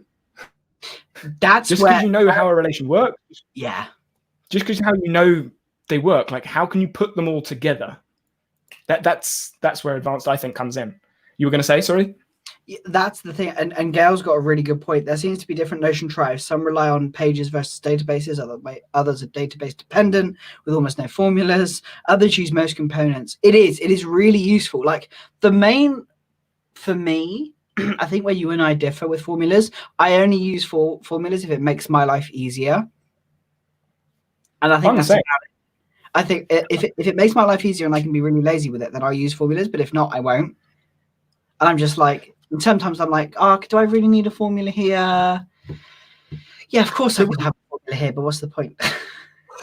So when you actually, it's funny, when you actually look at my space, I think I've only got 3 formulas in total, maybe 4. But because I play so much, all the templates, they're all over the place. Because it's like working out what you can do. Yeah, I remember a comment was made recently in the Notion Made Simple course that all of these things that all these creators make, and it's all too much, and it's all too this, and it's all too that. No, they're options. They're options. There are loads of them. And often the Notion Pro's actual accounts are nowhere near as complicated as they do. Like I think the only account that I've currently seen that is actually what I would class as complicated technically is Comrade's, and that's only because he puts gold and XP on top of all of his tasks and projects. Like that's the only one that I would say is complicated. The rest of them, like look at Marie's, it looks complicated, but it's just a load of like properties in a database. There's relations, there's roll-ups, there's very few formulas, but most people don't use formulas unless you're doing heavy like spreadsheet type work. But yeah, and then like look at August setup. I mean, I know August setups looks kind of scary and it looks impressive, but essentially it's like 4 databases. Yeah, and they are very easily like when you break it down, everybody's Notion is kind of looks different, but it's kind of the same idea in just a different way and explained differently. 100%. Yeah, some look at formulas as complications that make. Yeah, and a lot of people don't really need formulas. Like you don't need a lot of the stuff in Notion. You don't even need a database. You could just do it all with text blocks. It's just personal preference. So I'm gonna move on. Actually, if you want to timestamp this, I forgot to timestamp it when I came through. You'll have to be on stream like every week just to timestamp stuff. So this one is actually similar. So this is used in the Notion Pros group for voting for things, but it's also something that I've debated about doing for. So when it comes to like road mapping, this was actually a question. There wasn't a question. And when it comes to like road mapping for Notion, they don't have a public roadmap or anything like that. And when it comes to requesting features, relations, databases, are my go-to. I think everyone that's sort of uses Notion has some sort of relation set up in there, whether it's like journal and task and project and goal, whatever. But yeah, Roxanne, relations I think is the way to go. But yes, okay. With this, what I was thinking is obviously there's loads of. So I have a wish list. I don't know about you, Jonathan, but I have a wish list of things I want in Notion. And I was thinking of making, I don't know whether it'd be like a public page for everyone to edit. I think that may be dangerous because anyone could do what they want. But some way to upvote things, because Notion Pros do this. And essentially, I'm using a formula here, which is counting how many things are in here. Again, I'm using a bit of regex. So it's replacing. So it's looking at the voters. So this is a multi-select. You could use this as a relation property. I've explained this in my YouTube video. About YouTube videos. Oh, wow, that got confusing. That was meta. I loved it. Yeah, my YouTube videos about YouTube. Yeah. And then what this is doing, this doesn't look as simple as the last one, but what this is doing is counting everything except from the comma. So when you look at a multi-select or when you look at a relation, there's the thing, and then you have a comma in between them. So there is always a comma between each thing. So you can see you'll have a comma between person 1 and person 2 and person 3 and person 4. And what this is doing is counting them. So this length will count to 3. But obviously we can see there's one more than 3 because you always have to add 1 because in theory there would be a comma at the end, but Notion actually doesn't show that, so you just plus 1. So what this is doing is it's counting how many things you've got. I use this a couple of different ways in my space, but you could use this for upvotes, which is what this template was about. And for team purposes, this is something obviously Notion Pros used it for team purposes. You could have a question, a topic, anything in here, and you could use it as like a Reddit upvote thing. So I'll leave that up on screen for a second in case anyone wants to screenshot or anything like that. And obviously it's available on the template. Why did you decide to use Notion versus Coda? I'm just getting started with Notion, never used Coda, but just curious as to why one versus the other. Jonathan, do you want to take that one first? Oh, lovely. Thanks. I think I got a few reasons. Yeah, I didn't.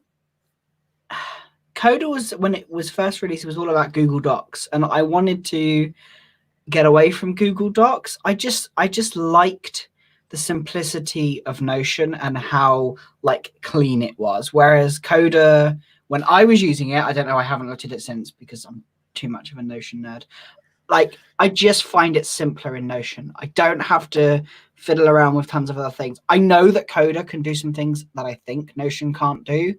Like, it's the automations and the connecting things together, which Notion, I can't wait. I really can't wait for the API. But anyway, like, I think for me, it was just Notion looks cleaner for my personal preference. And I just preferred how Notion did things. And I didn't enjoy using Coda. That's fair.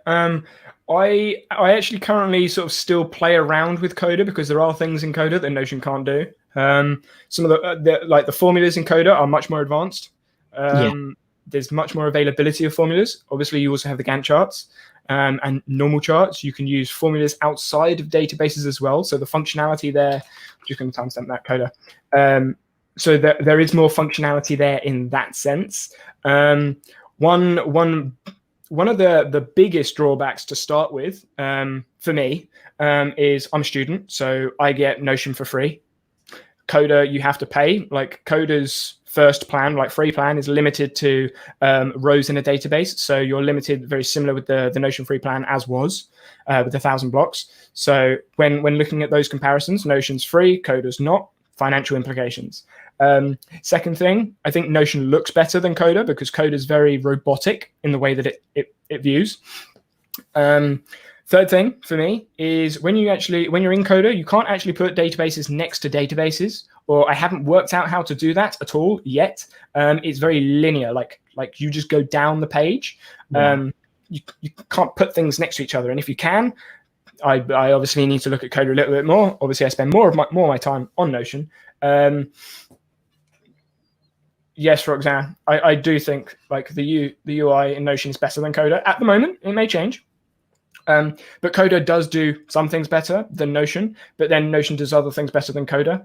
For me, Coda it's not quite there when it comes to note taking because it's still very, very robotic, and to my knowledge, there's no backlinks or anything like that. The relating the things together works, maybe because I use Notion, but it's a little bit clunky. The interface is a little bit clunky as well, like when you're trying to move things around. That's just my personal opinion. So the main reasons for me is 1, financial reasons, 2, the customization of the actual page, like when you're looking at the page. But there are pros of using Coda, 1 being the API, 2 being the formulas, and 3 being the charts. But then looking at Notion, you've got the UI, you've got even though they do basically the same thing when it comes to relations and rollups, I prefer Notion's versions. Maybe that's bias. And then note taking. Note taking in Notion is nice. Nice. You don't even have to think about it. Like, it's just literally boom, boom, boom, boom, boom, boom. Yeah, I agree with your kind of, it's very linear in Coda. Like, I love being able to move things around and have that ability to have columns and stuff like that. Whereas with Coda, I just, yeah.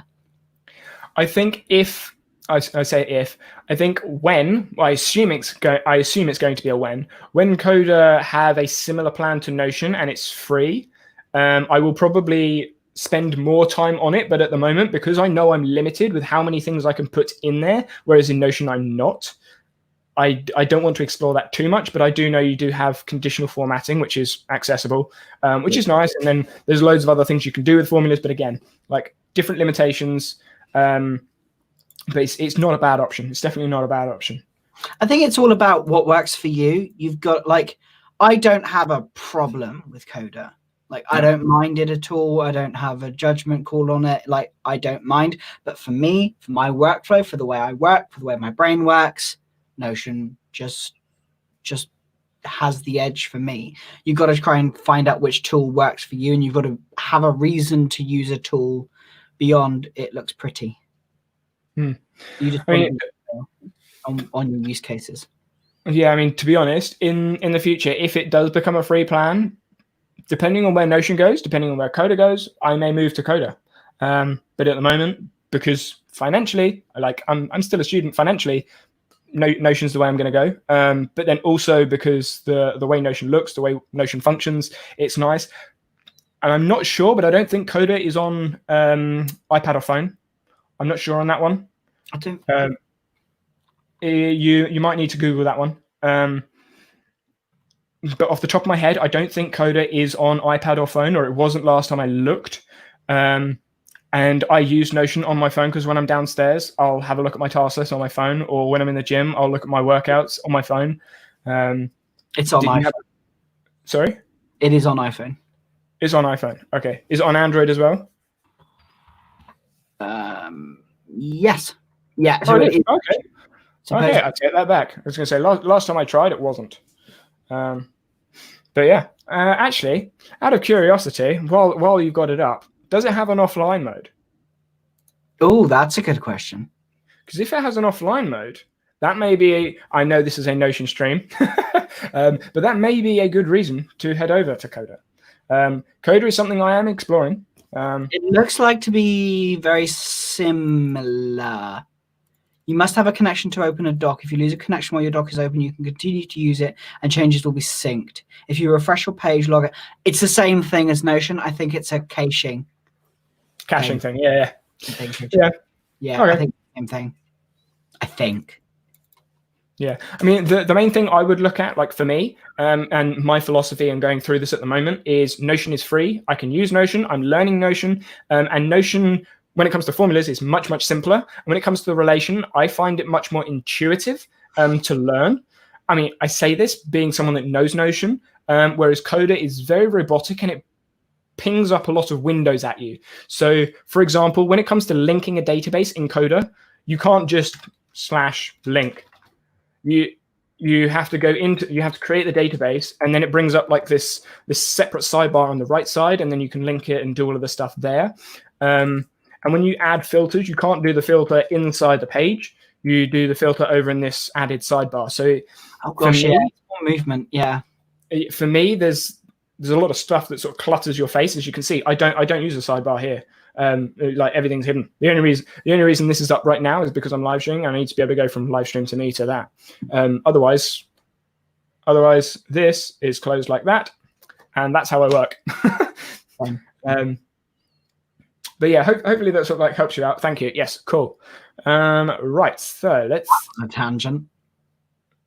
Yeah, well, it's one of those tangents that I think it's worth having the talk, like worth talking about. Like, even though Notion is great, there are things out there. Like Rome is better than Notion at some things. Obsidian is better than Notion at some things. Well, Obsidian's got offline mode. That's about it. And that big like. Okay, what are your thoughts on? I don't even know what it's called. The graph view with all like the dots and the lines going everywhere. Do you know what I'm talking about? Me. Yeah. I don't like it. It freaks me out.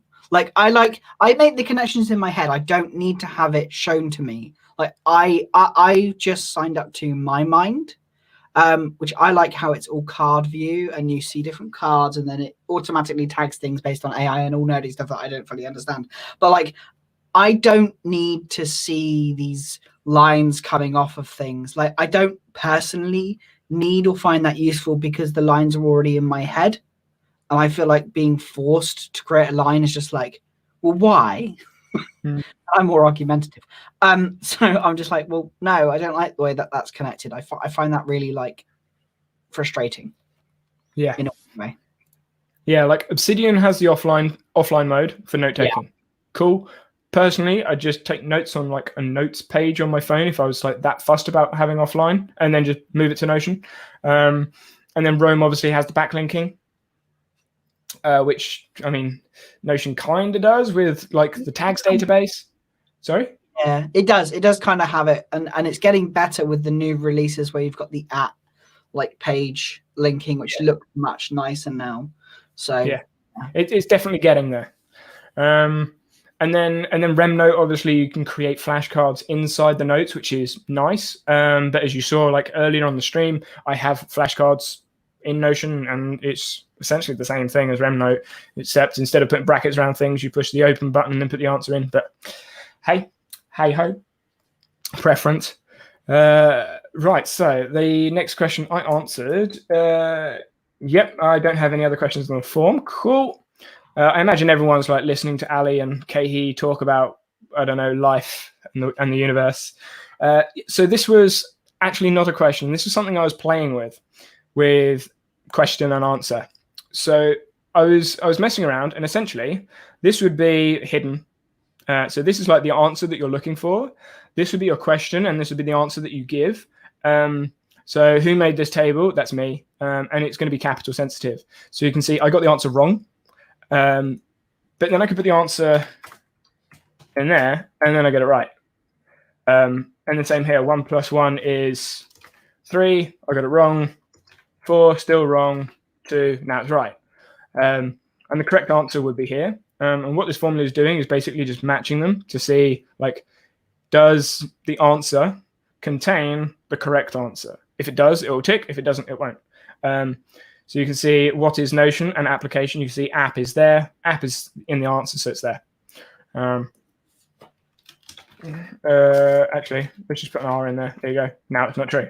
So this was just something else that I was playing with for question and answer. Maybe for, I mean, I was thinking for like simple maths to start with, because 1 + 1, 2, you've got like a definite answer to that. But you could do words. Carry on. What are your thoughts on after seeing this? Could you not have it so that it would, like, because I'm a terrible person for not spelling things correctly, but it's sort of correct at the same time.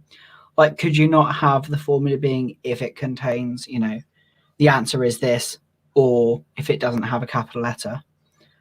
Because that would be one thing that would catch me. It's like, well, yeah, it is Danny. Why do I not have the capital letter? I've got the answer is correct. I know he made that table. Don't you tell me it's not correct. It is correct. So I would get really funny with that, because I know that that's correct, and I'm a stickler for like capital letters. Yeah, I mean, to be honest, like for me, I just wouldn't put capitals in any of the answers, and then I just wouldn't put capitals here. But I'm sure there's probably a way around it using some rejects and some replace all stuff, replacing all the uppercase with the lowercase and working around. But that will make the formula massive, and like, who wants to do all that? That's my immediate thought, because of the contains to get around capitals, and then you'd have to replace all the lowercase with the uppercase, or the uppercase with lowercase. I think both now thinking through it in our heads, going, "Oh yeah, no stuff like that." Yeah, I know.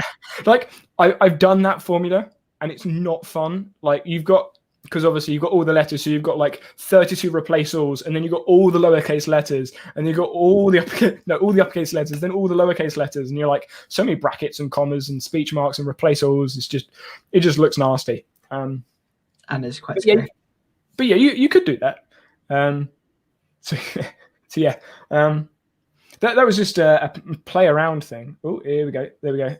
Mean average. I think this was one that I explained briefly last week. That was fairly simple, actually.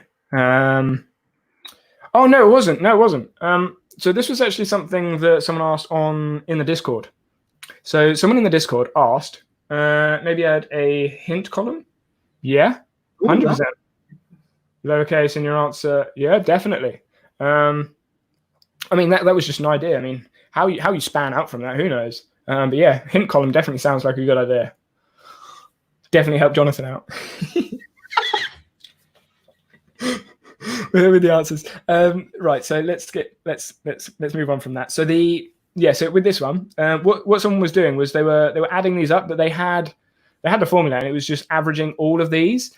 Because this is 0, essentially, it was trying to do a mean average of 71.9, 72.8, and 0.0000. So it came out at like 20 something. So this average was wrong. So this is a little bit more of a formula.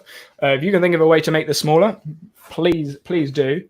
But I'll quickly go through it. So essentially what this is doing is it's adding them all together, and then dividing it by the amount of things that are full. So you still need to add everything together and to divide it by. So if you've got all 7, you need to do all of the numbers, divide by 7. But because you've only got 2 numbers, you don't want to divide 2 numbers by 7 because 5 numbers are missing. So I'm still adding all those things together the first bit. But then when I'm dividing it by 2 number. So I'm turning this into a number. If Monday is not empty. So I don't know why, like, logically that doesn't make sense, but it's checking if Monday is empty, and if it is empty, it would tick. But if it ticks, then it's a 1, and I don't want it to be a 1, so I've got to put a not to reverse it to make it 0. If you can think of a different way to do that, Jonathan, please shoot. But that's all I've done. So I've done a 2 number for all of the days. So if it's empty, then it would give a 1, but it's actually giving a 0 because of the not. And then it's just counting all of those 1s. So everything that's full will be a 1. So you can see Monday would be empty, which means it's true, but it's not true. So it's a 1. You know, the thing we were talking about earlier about sounding really nuts. That's kind of what's going on right now. It's like you could probably hear yourself talking and you're just like, this sounds ridiculous. Yeah, but how do I explain this? I think this is making sense. It is making I need that. I need that. What is that this formula that you're talking about, Roxanne? Wow, I've got 2 questions that come in the form as well, so I'll get to those in a second. This will help my sprint setup. Okay, I'll leave it up for a second then. Or obviously you can take the database, the template from mean average. There you go. But yeah, so I'm adding all of those up and then just using that as a divide. So what's the easiest way to explain that, Jonathan? I'm going to give you an attempt at explaining the 2 number not empty. You know what? I can just show people. You try and explain while I give a visual example. I said it sounded mad. It didn't mean I was not agreeing it was the best way of explaining. I agree. It's the only way to. I cannot think of a better way to explain it, because you're right. It's either not or is. It's empty and then not. No, I can't explain it. It's very confusing. Right. So essentially, what I've actually, you know what? Let's take that out for the moment. So empty is a Boolean, which is a tick box. It's either true or false. Yeah. So you can see, is Monday empty? No, because there's something in it. Yes, because there's nothing in it. When I turn this to a number, I apologize for the loud keyboard. It gives a 0. So a 0 is a not empty. A 1 is. Did I just see the chat move? No, I didn't. Yeah. So a 0 is there's something in it, and a 1 is there's not in it. But I actually want the reverse of that because I'm going to add these together. So I need to go into here and put a not in there. So now it's going to reverse it. So now we've got the 1 and the 0 and the 0. I think that clears things up and makes things. Yeah, that does make more sense when you separate it out. I love how you separate things out. It's much easier to explain then. Yes, right. So let's have a look at these questions that have come in. This one is from Gail. Oh, good to see you're still here, Gail. I saw you earlier in the chat. Right. Danny and Jonathan, we know you both use databases, but what about dashboards? Do you use them or feel you don't really need them? Jonathan, do you want to take this one? Well, first. Yeah, I'm just doing a timestamp for you. Yes, I do use. I actually just use dashboards. So the way I work is I have all of my formulas away somewhere hidden. So I want to. I kind of have 2 stages when I'm in my Notion account. It's either action where I'm actually doing something for my business, or it's time to fix a bug, or it's time to add a new feature. And so I have two kind of areas of my Notion. I have a resource page, which has my information in the databases, similar to your database. And that I only go in there when I need to fix something, or when I'm adding something new because I want to add something new, which is more frequent than it should be, but oh well. And then when I'm kind of working normally, I have a dashboard, with the exception of my weekly dashboard, which is actually a template of a dashboard. But apart from that, I do primarily use different dashboards for different purposes, because I feel like for me, if I want to focus, for example, I'm currently building a retainer portal. So I do tech and Notion stuff on a retainer for people once they've worked with me for a while. And so I want to be able to, when I'm focusing on my retainer for the week, I want to be able to just see that information. Now, of course, I could create a table view and do it that way, but I would much prefer to be able to go, here is the retainer portal. I look in here and that's the one that I've got the little new banners on. And then I can just focus on seeing exactly what I need when I see it, when I need it. Because it's very easy to become very overwhelmed in Notion when you try to see everything.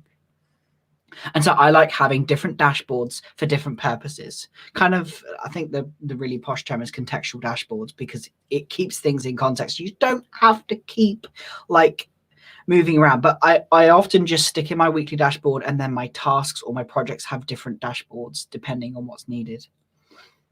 So yes, yeah. and yeah, I'm very similar. Obviously, Gail, I think you were here when I showed you around my space. I have essentially like the spaces, the areas in my areas database. I guess you could class them all as dashboards, but most of them are just notes pages. I have what I would class as one dashboard, which is my main dashboard, that has my to-do list, has my inbox of random stuff. It is like quick capture. I could have anything on there, and then have my calendar down the bottom. I agree with you, Jonathan. Dashboards help me focus on the goal to avoid yeah. And I think if you're not using a dashboard, then I don't know how you're like focusing. Like, I don't know about you, Jonathan, but when I see August Bradley's space and I see him with all of his tables everywhere, I understand that he wants to see all the information, but it's too much for me. I'm like, I don't want that much stuff. Yeah, I freak out personally. I genuinely, like, I have high anxiety anyway. Like, I do not need to be seeing everything. When I see everything, like, I look at August Bradley stuff and go, wow, this is so cool. But I will never use any of this because it's just too much at once. I want to be able to come in, do my job. I love Notion, but I don't want to just literally be in there. And I would worry, for me, like something with all the databases put into one place would be like, I'd be too busy tweaking and twiddling and fiddling and changing and moving. And I want to be able to do what I need to do and then go away. And that's what I do with my dashboards. Yep. It's funny, like some of the stuff that we're talking about now, I'm like, I recorded a video about that. And they're scheduled to come out, because the way I see it is the channel. I'm actually planning on doing a video about this. The channel that I currently have, I want it to be a resource, not only for how to do things on Notion, so relations, roll-ups, formulas, blah, blah, blah, but also what to think about when using Notion. Yeah. Because like, I don't want to spoil the video, but like a tinkerer is something I see a lot of people do. Like, they're constantly tinkering with things. They never get anything done. And I'm like, there's a time and a place. Yeah. They are heaven. Right. So the next question is from Theo Hall. Good to see you, Theo. I haven't seen you in chat, but I assume you're hiding in the background. What is the most undiscovered, underrated tip thing in Notion? Maybe top thing in Notion. Undiscovered, underrated top thing in Notion. I will take this one first, because I threw the last one on you first. the last one for you. So most underrated thing. When it comes to underrated things, I think just like relational databases is quite underrated. But when it comes to like underrated and top thing, I think templates. Like templates. Yes, you are. Okay, awesome. Yeah, I think it's got to be templates. Because templates inside of a database specifically, because you can do so much in there that saves so much time. So if you've seen my YouTube video, again, I'm going to go like Inception here, my YouTube video about me making YouTube videos, I have a template inside of my projects database for YouTube videos. All I need to do is push on that template, and I already have 3 external links that I always use, a space for scripting. It's already linked to my area. It's linked to tasks. I have preset tasks in there. It's got a link to my task database that's already filtered for everything I need. So when I'm creating a project, it takes like 4 seconds because of the template. Without that template, it would take me so long to get everything organized into one space. So I would go with the template inside of a database. The template button as well is obviously pretty cool, but the template inside of the database I think is so underrated and underused in a lot of cases. Even in just the case of like, this is this thing, I want this emoji on this thing. Like if it's a YouTube task, just push the YouTube template, and all it does is put a YouTube icon at the top. Like simple thing like that. So yeah, I would go with the template inside of a database. I may have taken your one there, John.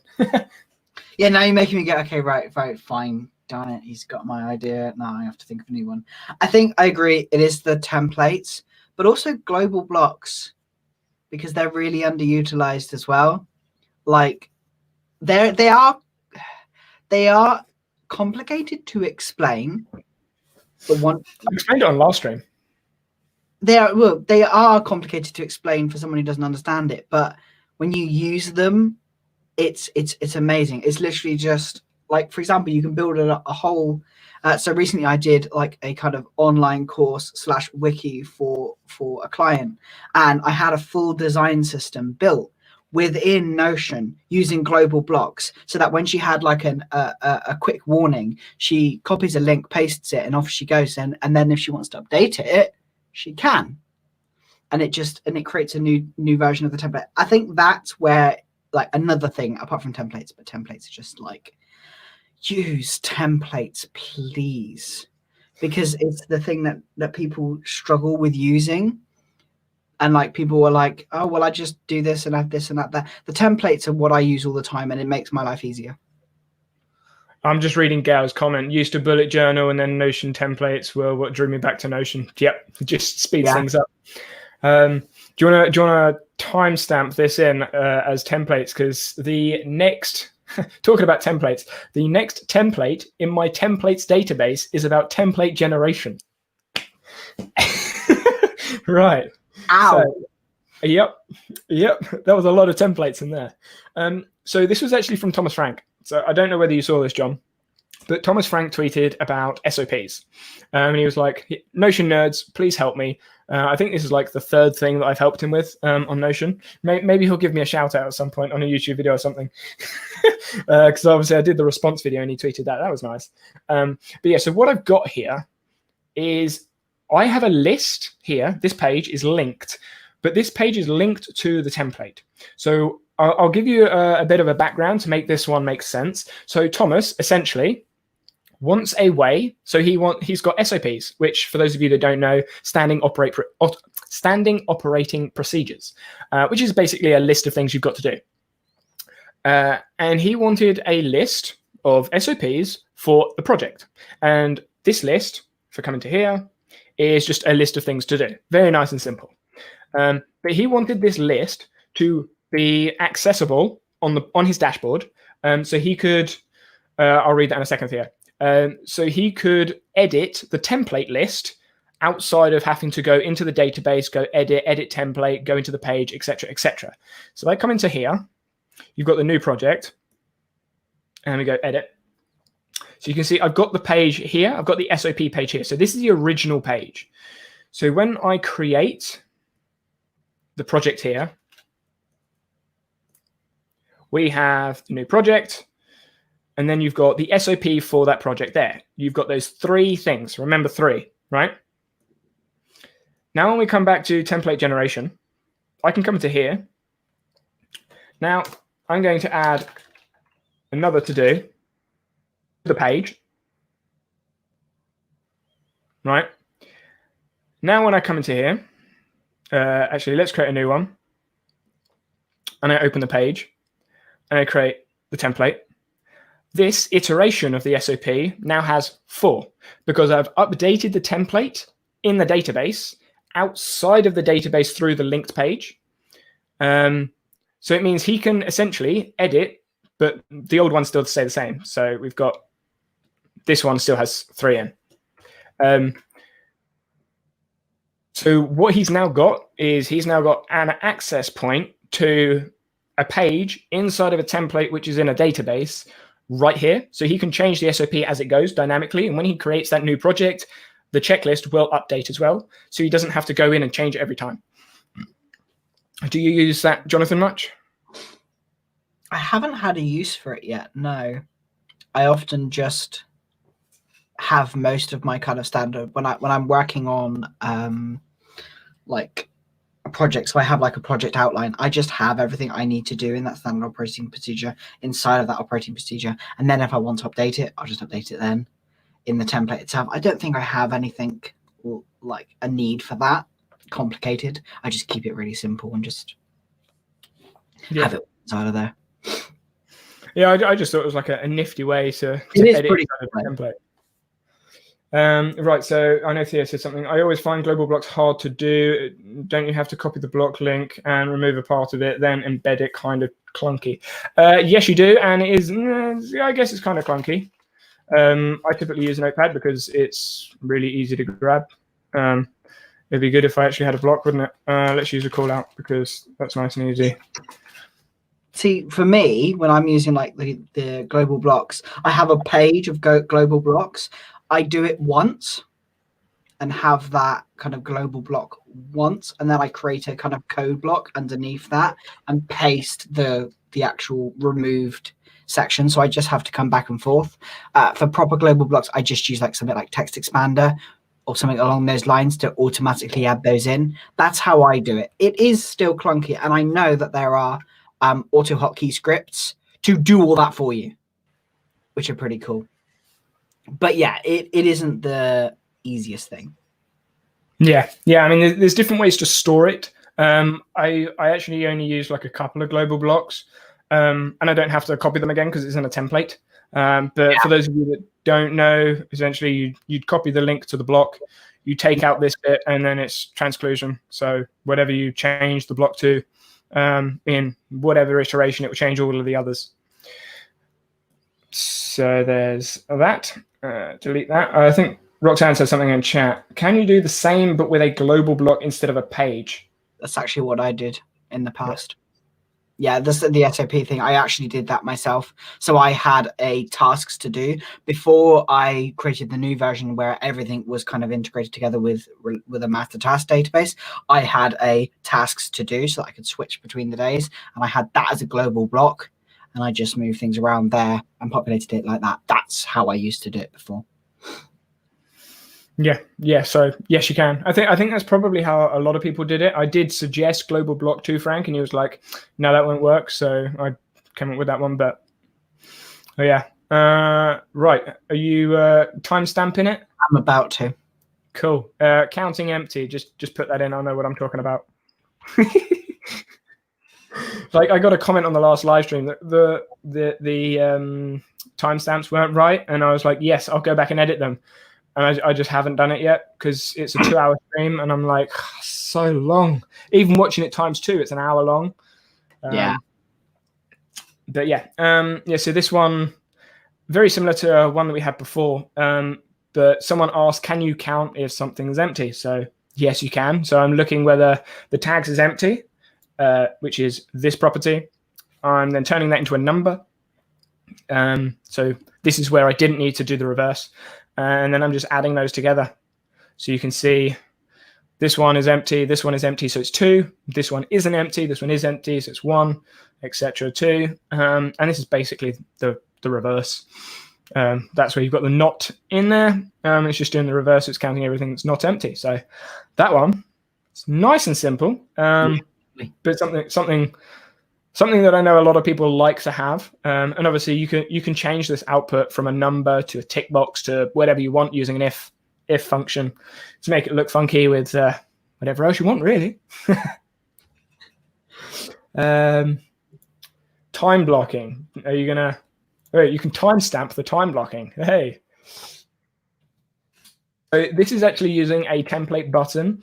Some of you, sweet, yeah, cool. Some of you may have, so you can see this is a really simple template. Template button, inline equation, text, and heading 3. Some of you may have actually seen this on Twitter, because I actually tweeted this as a GIF. If you're not following me on Twitter, do that, because that's probably where you'll see most of the stuff that's happening. Obviously, I'm active in all the other communities as well. But yeah, so all of this could be where you time block your week. So I had someone ask, can you time block a whole week? And like you can do it in databases, and you can do it with relations, but then the properties get big. I know Red Gregory's done a video on her channel about it, and she's got like different filtered views for the morning and the afternoon. Great way of doing it. I've seen some people do it just with relations, so they put the task in there, and then they have the time on the left of the database. But for this, obviously, this is a template inside this new week. So you could time block your whole week, then click and drag. It's going to be really slow because I'm streaming. And then delete all of that. And then add in a new week. And then it's just going to dump out everything. There we go. As a new week. And obviously you can change that template to have where you're normally sleeping, all of the breakfast, lunch and dinner, etc. As a way to time block. But that was just something that I came up with. And this, Jonathan, I think you liked the tweet where I was like, when you put like 100 blocks in a template block and push it 10 times, I'm not going to do that now because I got some dodgy lag just doing the one. But yeah, so if you spam that button, be prepared, you will see some performance drop. But yeah, and I mean, you could do more than this, less than this. I've done it in this hour increments. You don't need all of the hour increments if you know you're asleep. But it was just an example of using a template block. And actually, for those of you that don't know, I did click that, didn't I? Yeah, I did. This is how it's formatted inside the template block, which is how I've got it to format in all of the columns when it dumps it out. Because otherwise, you're just going to get like Monday, then Tuesday, then Wednesday. It's gonna be like a big scroll. So I've created all of the columns in here so that when you do push the button, it comes out in the columns rather than a big long line of numbers. Because then you'll be scrolling for ages. Your thoughts? I'm not a time blocker, which is probably I can't time block to save. If I tried to time block at one point and basically it went out the door when my son came in through the door, started asking me hundreds of questions, and I'm like, yeah, that's it, my time's gone now, and now I'm supposed to move on. No, I'm not moving on. I can't time block. Like personally, it's just like I'm very reactive, and so I use Notion in that way so that I can be reactive whilst still getting things done. Yeah, I'm the same. I don't time block at all. But I saw loads of people ask about it. And I know Murali has recently done a video on time blocking in databases, which was interesting. Definitely not an approach I would take to time blocking if I was to time block. Have you seen the video? I haven't, no. I assume everyone's seen the videos, and then I realize, oh wait, I actually watch every video and every stream, so I know almost everything that's going on in Notion. But yeah, so he's done a video. Essentially, each data entry has like a time, a review time, an actual date time, then an @ for a reminder, and it's all calculated. Yeah, there's a lot of formulas that work things out and show stuff, and I was just like, that's a lot of stuff for time blocking. I mean, it might work for him or other people, but it's going back to that. It's going back to having something for the sake of having something and actually being able to use it. Like for me, it's just got to be as simple as, if I can get away with not having a property or a database or anything, I will. If I can get away with it, it's not there. That's why my Scratchpad, my captures, is literally just blank space. Yeah. Actually, before I go on to this, I'll show you what I mean for those of you that I keep seeing the number bob up and down. So this is literally just blank space. It's just like text blocks because I don't need a database for it. And if it does need to go somewhere, I'll just move it. I use time blocks in my Google Calendar. This doesn't look very user-friendly to do a quick update. I think it would depend how you use it, but yeah, Google Calendar obviously works for it. When it comes to actually editing that, because it was all, that's the wrong page. Because it's all a text block, you can just add in whatever where. So if where is it there? Again, this is preference, completely personal preference. And also the loading is a lot, like, it's not great. What do you mean? So for me, when you're loading something like this, it's not great because like it will take a while to load this whole page up, especially if you have filled it all out. I haven't seen any performance issues. I mean, it's slow at the moment because I have I got 3 browsers up on my left screen. I've got Notion up on this screen, and I'm streaming. And then obviously I've got other people in the house, so it's kind of pushing my system right now. But I haven't found much of a performance drop when accessing this when I'm not streaming. Oh wow, that's impressive. Yeah, I mean I think I tweeted this a couple of weeks ago. The only time I really see a performance drop is obviously when you dump out loads at the same time. And when you have lots of formulas that are using relations and rollups from other databases showing in a gallery view, because the gallery view is the most taxing on Notion, like as a database view, and then using formulas is obviously taxing, and then using relations and rollups from other databases means that has to load those, and I'm using formulas to reference those things. So the gallery can't show anything until the relation's done its job, the rollup's done its job, and then the formula can do its job, and then the gallery has to show it all. So that's only really when I see a performance drop for me. But I know some people some people say that they have performance drops all the time. I don't have very many performance drops. I mean, I do actually use gallery view most of the time. Although actually I've moved to Kanban a bit more, I must admit. I like gallery views for like seeing things at a glance, especially on my dashboards, to go back to the dashboard conversation. And I on purposely keep things very minimal. It's just about being very intentional with how you build your Notion account. You can go absolutely, crazy and have everything everywhere all of the time. But once again, as we were talking about earlier, it's like there's no point, like, unless you need it all, which I can almost guarantee for the most average person, sweeping statement alert, like, you don't need all this information. It's just nice to see it. Oh yeah, that's my perspective anyway. I think I use obviously the list view on the dashboard, and I use the calendar view in a lot of places, and then I use the table view in my review, but it's only in case I need to change anything or add anything, and I use the table mainly with editing.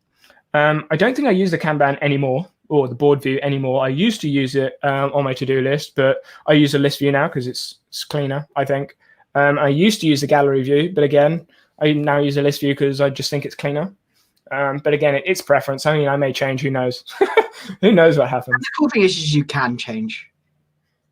Which I think is, going back to the question about the thing we take for granted most of all, like the key thing that we don't use, is the fact you can see the data in multiple different places. Like, I'm so used to being able to do that now, that when I try to switch back to another app, I'm like, oh yeah, I can't actually do that. I have to look at it their way. Yep. Like when comparing things like ClickUp, Trello, Asana, they have like table view, board view, or some of them have table view, board view, calendar view, but it's very much like you have this view, that's it, or you have this view, that's it. Whereas Notion, you can have, obviously you've seen my dashboard, and most of you know Notion, you can have like a table view, a calendar view, a board view of the same thing, all being able to see all of it at the same time.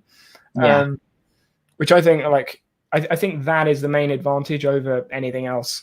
And again, I guess coming back to that Coda comparison with Coda, because it is like down the page, if you have that same database that's linked, you have to scroll down the page to see all those views. Yeah. But again, that's just a preference thing. I've just taken off screen, haven't I? Right. Let's come back. We're almost through all of these questions. Haven't seen other questions come in the form yet, so looking good. Right. So this one, I'm fingers crossing you're timestamping these, by the way. If not, I'll just have to go through it because I said I would timestamp. So this one, as it says, timesheet. So this is like a worksheet type thing. I've actually done loads of different iterations of this. But essentially what this is doing is you have your work hours when you worked. So from 9 till 5, because that's a typical work day. And then you've got your minutes. So here it's going date between, looking at the end of this, looking at the start of this, and then just calculating the minutes in the middle. Then I've got break time, just in case you have breaks and you don't get paid for them, because I know a lot of people don't get paid for their breaks. So you've got a 15-minute break, 30-minute break, whatever. Then you've got the total time. So this will take this from this. As you can see, it's got a sweaty finger. There you've got minutes, take away from time. And then that's linked to the month. I've personally done it this way because it makes it much, much easier to do the mean averages than using the bottom of the table. It also means that when I have a new month, I can just relate it to the next month, and then I can see all the months paid down here. Is that how you would approach it, John? Yeah, it's interesting how you've got the formula being 455 or 455 instead of having it being just minutes, instead of having and minutes. Oh, here. In time, yeah. No, in the total time. Well, in both, actually, come to think of it. Could you not format it hours and minutes? I swear I've seen you do this recently, and I was just like, oh, that's really... Oh, it's down there. Oh, I see it's there. See, I'd like to see it in the workday too.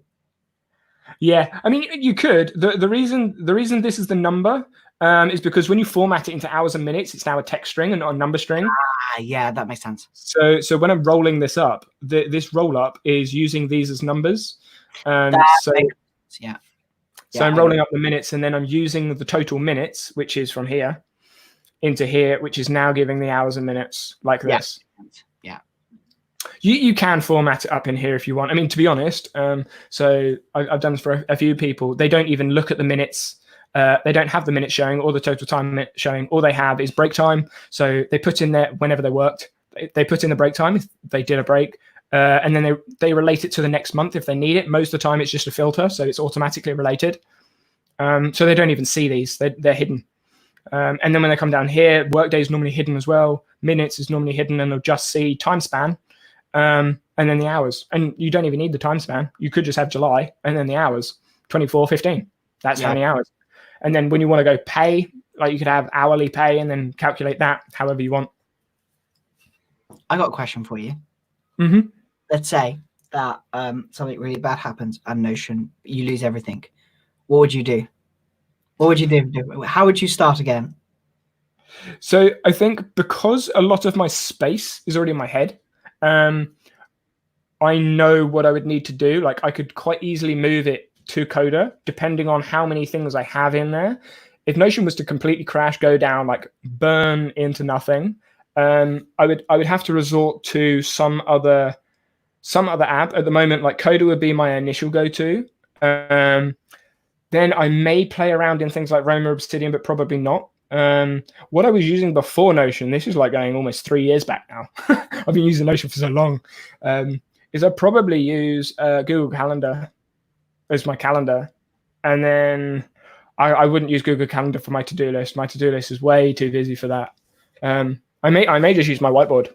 I may just use my whiteboard and use traditional forms that way. So could you, in terms of not necessarily having to switch to a new app, what would you do if you had to start again in Notion? You could go back into Notion. What would you do? Would you do anything differently? Well, obviously now it's kind of biased because I like the way it's set up now. But if it all went, I would probably try and set it up almost exactly the same way, because I have everything I need in 2 or 3 clicks. There's no need at the moment anyway for me to restart, set up, tinker, or anything like that, because I'm constantly tinkering and adding things, changing things. Roxanne just said I would cry. Oh yeah, so would I. I would definitely look like if I was restarting Notion, you know what? Let's bring us up again.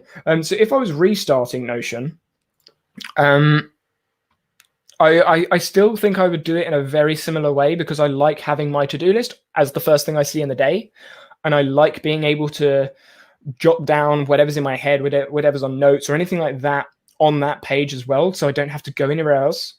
And then I also like being able to see like the monthly view. So essentially on my dashboard, I have my daily, monthly for planning ahead, looking ahead, or anything like that, and planning, and then like notes. So my dashboard would definitely still be the same. The way I've set everything else up, I can't think of another way. Obviously, if I thought of another way, I would change it now anyway. But I can't think of another way that I would approach it. I've just seen Gail put something in chat. What was that? What about tasks? What task management app would your replacement choice other than Notion? So I've used Todoist, and I'm not a fan of Todoist. Like I had a couple of videos on Todoist, and I did use it, but I'm not a fan of it. I've looked at ClickUp, and again, I'm not a fan of it. Like I think because of the versatility I get with Notion and the flexibility I get with the design and everything else, I would look for another no-code app, something similar to Notion, which is why Coda was the first thing that came to mind. I don't know of anything else off the top of my head that's similar to Notion. Like Roam for me doesn't look nice. I don't like the way it looks. I don't like all the brackets. It looks way too codey for me, even though I'm starting to learn code. It just looks too codey, looks too like a robot. Rem is the same. Remnote, Obsidian is the same. They all look very much like wordy, and I don't like books. I don't like reading. I don't like articles. I listen to YouTube. I watch YouTube. Like YouTube is my go-to for almost everything, which is good or bad. I don't know. But yeah, Jonathan, what would you do? That's what Gail's just asked. I would recreate what I created. I was just intrigued to see whether you would actually try and do something different. I wouldn't, because I now have, like, I have played and changed and moved and done all that now. I am happy with my weekly like routine. And now, like, because I also have the auto date function where I automatically set dates and don't have to worry about that. A project has a fixed end date. I don't have to care. Like, I would just use Notion again and just rebuild what I had. I may make like tiny optimizations there, but to be honest, I make tiny optimizations anyway when I'm working. And I think the flexibility of Notion is just it would be too much to give up. Like although there are better apps for certain things, like Roam for me, I am exactly the same as you, although I do like reading. Like I am a reader, I'm an obsessive reader, I'm always reading, but I do not I love that reaction. Like I'm an academic and I don't like reading. Like who am I? Considering I'm not an academic and I do love reading. But anyway, yeah. So I've lost my train of thought, it's gone. You wouldn't change your space because you tinker a lot. I couldn't move to another app because of the power of being able to just see any data. I like molding what I'm working with into different views and being able to see things in multiple different ways at the same time if I want to, or in different places, depending on what mood I'm in, depending on how I'm feeling. I couldn't go back. I also used Todoist for like a week, and then I was just like, nope, goodbye. I can't do this. I really just cannot anymore. I hate the lists. They're like, I don't like it. I just could not deal with it. I tried Asana. I tried Trello. I hated the lot. Like as soon as I found Notion, like it was just like, it's so almost like infantile. It's so. I'm not colorblind, right? But this is what. Like this is how I perceive it. Is like when you're colorblind and you can't quite see all the colors or anything like that, or you don't have glasses. I'll use glasses because I think that's a better example. I know you wear glasses. I should be wearing glasses. But you see like that blurry stuff, and you're like, this is normal. And then you put glasses on, you're like, oh my god, this is so cool. This is so much better. I can see. And then you take them off, and you're like, no, I'm putting my glasses back on. That's how Notion feels like. Like I've seen beautiful. Yeah. I've seen the no code. I've seen the no-code, the flexibility, and everything you can do with this type of app, like Notion or Coda or anything. And I'm like, this is so nice. And then when I come back and I'm like, nah, I want this back again. it's that full control, and I'm a big, like, my big philosophy with anything is that it needs to work for your personality and how you work. If it does not work for you, if a tool does not work for you, even if it is, goodness me, even if it is Notion, like, I would rather you move to an app that suits your personality. Although I've not found one person that doesn't work well with Notion. I honestly, because Notion is so flexible and so usable, and as soon as you understand how it works, which honestly doesn't need to be the same level as Notion nerds need it, you do not need all this information. Like, you just don't. We're just really, really mad. Well, I am anyway. I'm happy to admit to that. Like, Gail asked, do you export from Notion to save it in case the doomsday scenario happens? I should say yes, but I don't. I was going to say I should say yes, but no. I don't, because I know that there are backups and history and, like, no. So I'll let you think about this one. So for me, when it comes to like exporting things, for me, what I have in Notion, all of the projects that I have are either dissertation work for uni, which most of the time I have external stuff on it anyway. I have YouTube videos, which are like due dates and things like that, which are on YouTube anyway. It's just convenient to have it in Notion because I can find all of the due dates when I did them, all of the scripts and stuff. But I don't need any of that. That's more like an archive thing, which relates to your previous question. And then like all the to-dos and the tasks and the notes and things, a lot of the notes, yes, it'd be frustrating to lose. But a lot of it I'm learning anyway. So it was like I may lose some of the things that I've recently added to the Notion notes, but I mean, some of the flashcards I have in there, I could probably read, like I could probably tell you a lot of the questions that I know are on my flashcards and then answer those questions because obviously I'm learning those things. Or when that thing appears again, I'll be like, oh yeah, I had a flashcard on that, and then just add it in. But yeah, like I don't export. Maybe I should come up with a backup, but I trust Notion maybe a little bit too much. Same here. Yeah. He thought we would say no. Yeah. Yeah, because like at the end of the day, everything that I need is still always in my head. It's just if I need to reference it inside of my head, it's going to be there. But like it's in Notion because I take it out of my head and move it somewhere else. But I don't actually take it out of my head. It's still in my head. It's just look over there to find it instead of what it is. So if I lose things, I'll be okay. So I've got a question for you, Jonathan, and it's relating to the next template. But I'm not going to show you how I've done it because I'm curious to see like what immediately comes to your mind.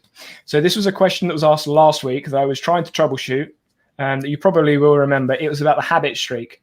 So someone was asking, can you keep like a rolling number of how many things you've done? So essentially you have a database of a journal, you have the date, you have the habit, whether you've done it or not, and then you want a number to represent your streak. So I'll let you think about that one for a second. Because for me, when listening to that, you need to then relate the current day to the day before to be able to count it up. Yeah.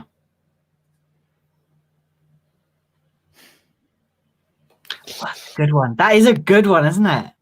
Yeah. So I came up with this, and this is by far not a great way to do it. But it's all I could come up with. Like, so I try playing with this after stream.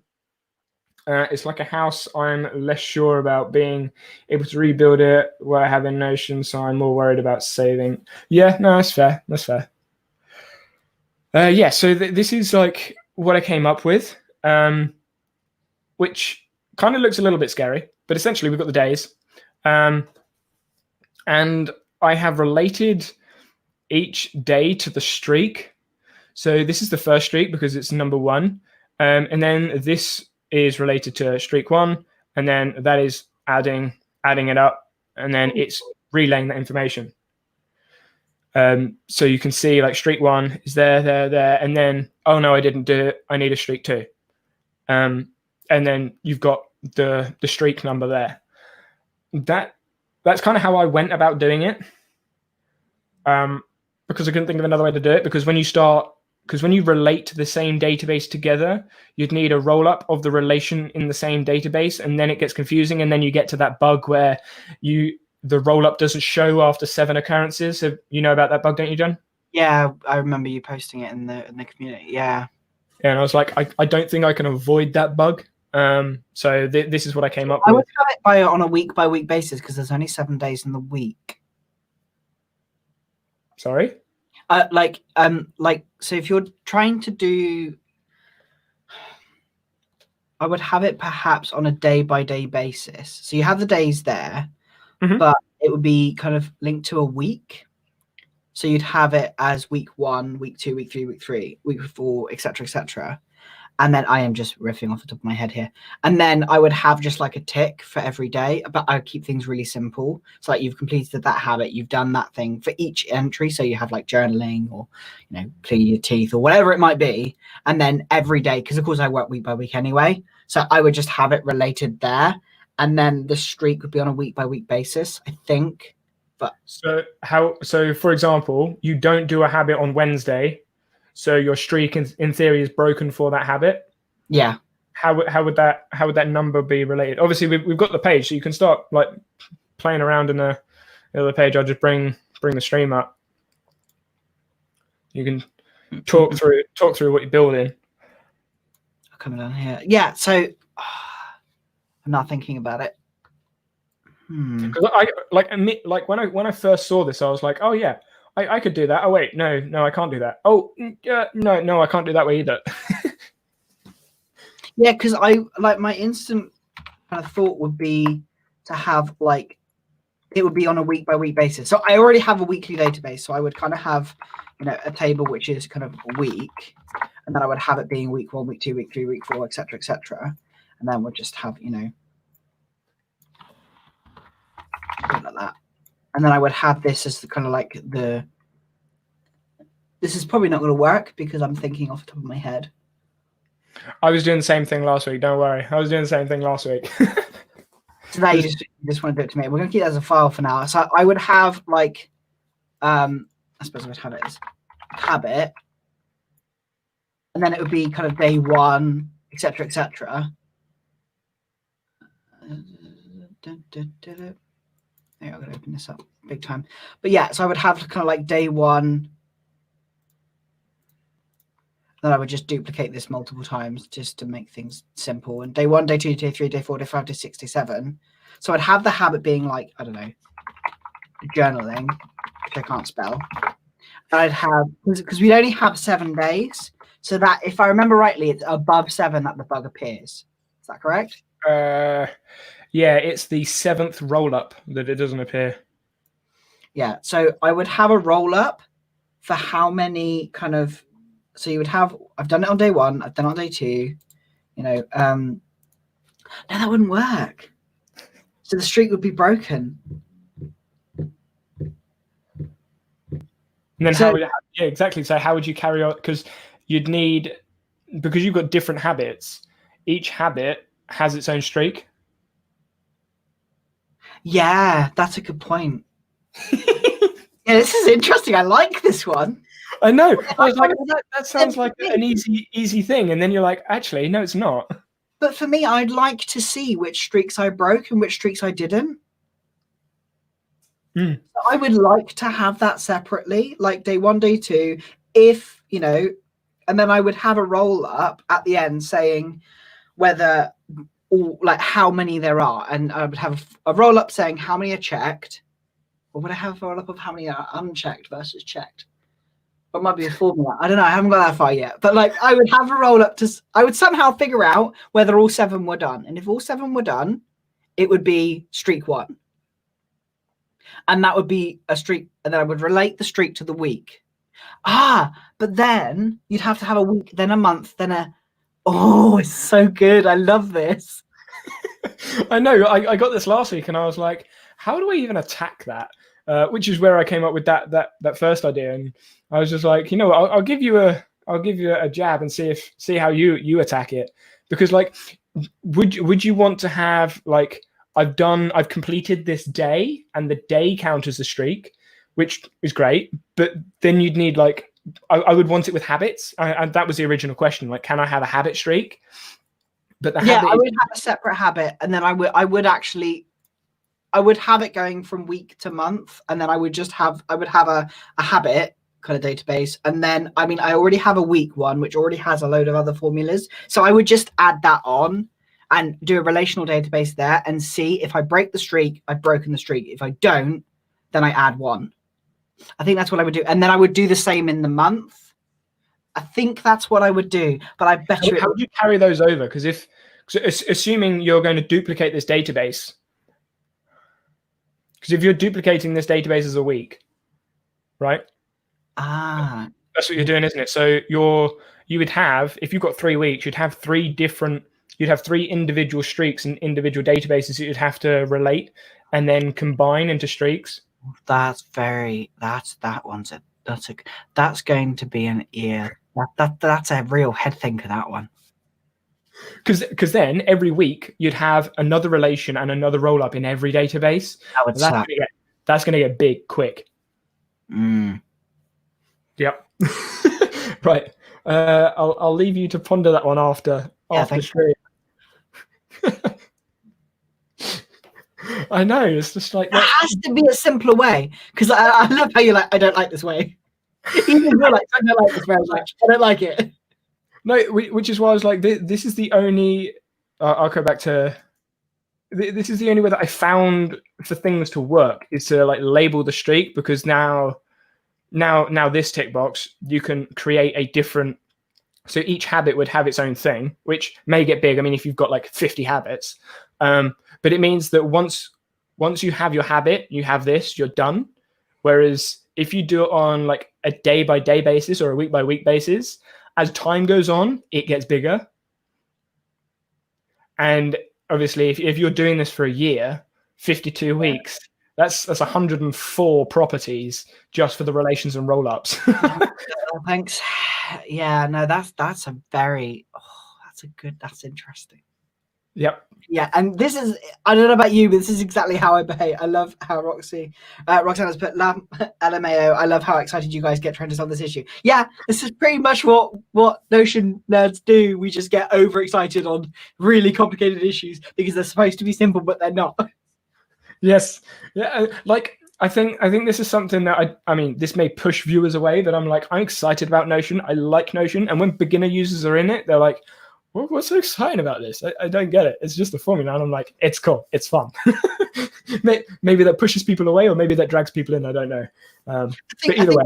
I think it's because there's not one way to do this. Like, there are multiple ways of doing habit streaks, depending on your use case and how you would. I would love to dive deeper into what the actual purpose of the habit streak is first, before I came up with a solution. Because it may simply be like you have a day-to-day. I've seen it elsewhere where you have a property for each. Ooh.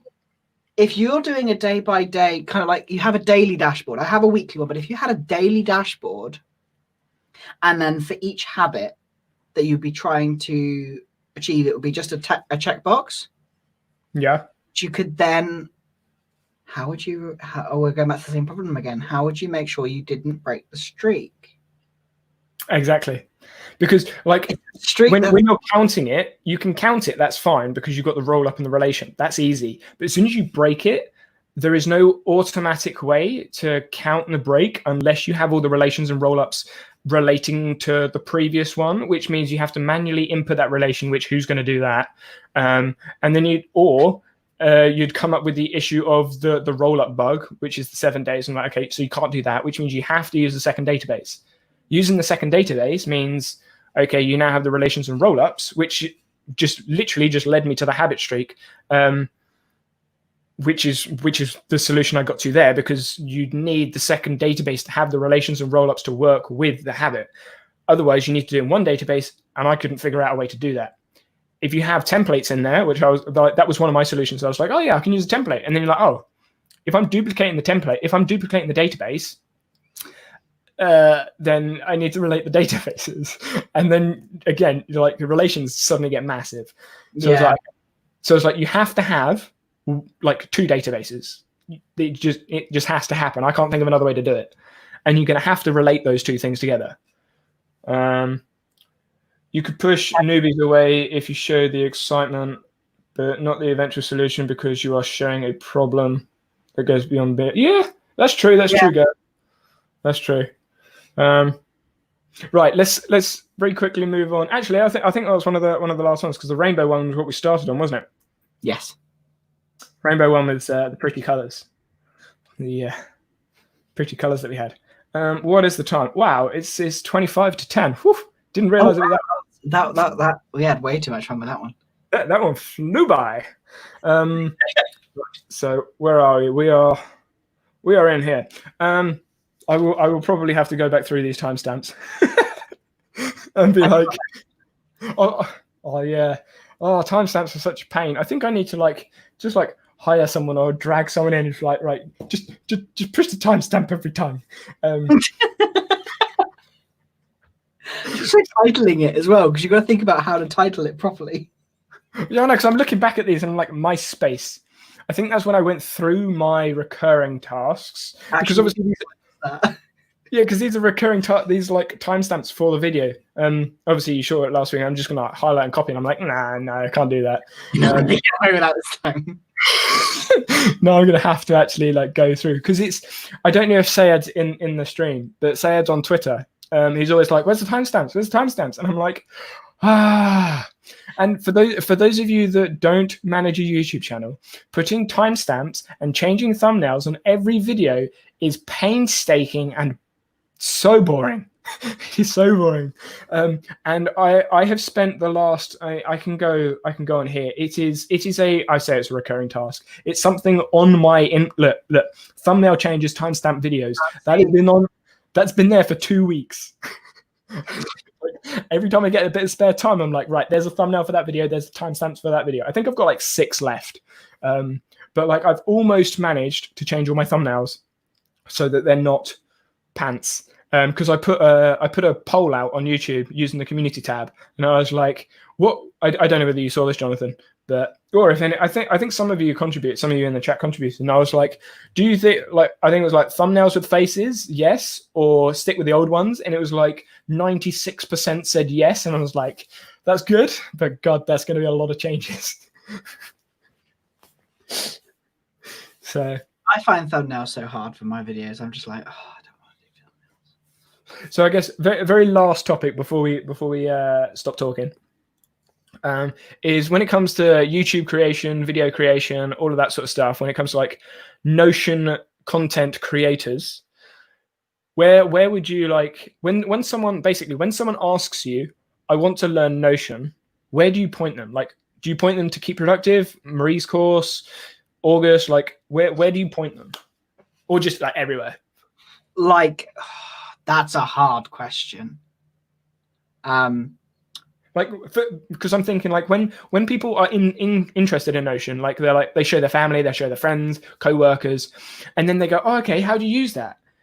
That person, if they don't want to be the Notion coach, the Notion guru for whoever, where do you think would be a good place to direct them? Obviously, I'm creating my resource. Marie's got her videos. August got his videos. Murali's got his videos. Then there's tons of blogs all over the place. Where would you point them? I honestly think you and I are working in a similar wavelength. I think, not meaning to toot our own horns, it's our videos, because they are very short, very simple. Whereas although I absolutely adore Marie's stuff, I love what August is doing, they are so overwhelming and heavy. And so it is better, out of anything. I mean, I shouldn't say this because, of course, I'm now an instructor, but I would say, if you have some money to spare and you can afford it, get the, Notion Made Simple course. That is a good one. I think that Francesco still has his Notion course on Skillshare. I think, I don't know whether it's been removed, but It was I think he moved, or he had one on Skillshare, and I think he either created another one or moved it to Thinkific. I'm not sure. I have no idea. But that's where I would also be tempted to actually, which is really like suicide for us, like not as YouTube creators for Notion. I would also not watch the videos and actually Play stuff out. Like I would just look at what you need and what you want, and then just experiment and try. Because like back when I first started it, there was no YouTube creators. There was Keep Productive, but it was very surface level, and Francesco stuff was very surface level. And in the end, I was just like, oh, can I try this? I wonder if I can do this. And it's always asking that question. I wonder if I could do this. I wonder if I could do this. And then it was just an effort of just trying and moving forward. So I would be tempted to look at kind of shorter videos, not the deep dives that teach you how to use one process. Like, this is the way to use Notion, use it this way, like follow my step-by-step guide. People want that, but it's not what they need. I'm just looking at Roxanne and I'm like, well, obviously I'm going to say me, but then I'm biased. I would agree. If it isn't me, it's you. And also I think yours is very much like to the point where I take way too much creative fun with mine, creating an animated character and add extra stuff. But I love how quick yours are. Like, I enjoy how quickly you go through things. Like, if I was starting again, I would go to you, because it is that like, I'm going to show you how to do this. This is how you do it. There you go. Like, you don't assume that people want to follow your process. You're like, here's how I do it. Yeah. Okay. Yeah. Like so it's something that I've like battled with in my head. I guess this is a question for you as like a Notion user as well. Obviously, my target audience is people using Notion, which I think everyone here uses Notion. But it's like, what audience do I push to? Do I push to beginner audience? Do I push to advanced audience? Do I do a mixture of both? And the way YouTube works is, for those of you that don't know, obviously we're on YouTube, even though I can't actually see it at the moment because StreamYard. But it wants watch time. Yeah, but it wants watch time. August's videos are like 25 minutes long. So if people watch 25% of his video, they'd have to watch the whole of my video and half of another video to get the same watch time, which is why, like, well, it might not be only why, but it's one of the reasons I think his videos get pushed a lot in the algorithm for YouTube, because it's more watch time. That's what YouTube want. And similar with Marie's videos, they're longer, so they get pushed. So I'm like, do I create longer videos or do I stick with a shorter one? I think a couple of weeks ago I asked about the length of my videos and everyone was like, nope, keep them short, keep them succinct. And I was like, cool, I'll stick with that. I know I've done a couple of longer ones, but I try and keep them as short as they need to be. So I guess my question to you, John, would be like, do I stick with the short videos and just do some for beginners, some for advanced, or where do you think I could go with it? Where do you want to go with it? That's a great question. Originally, like, it's purely just to help people use Notion. Like, work smarter, not harder is something that I have in my head. It's ingrained in my head because of my history, my experience, and using Notion helped me do that. I want to help people essentially do what I've done. Work smarter, not harder. I would say that some people watch Notion videos to see others' processes because they are still trying to figure out their own process. Yeah, that's true. That's true. And something that I think August does quite well. Well, he does a lot of things well, obviously. But he goes through his process, like his exact process, very well. But it's like, his videos are, you do it my way or you don't.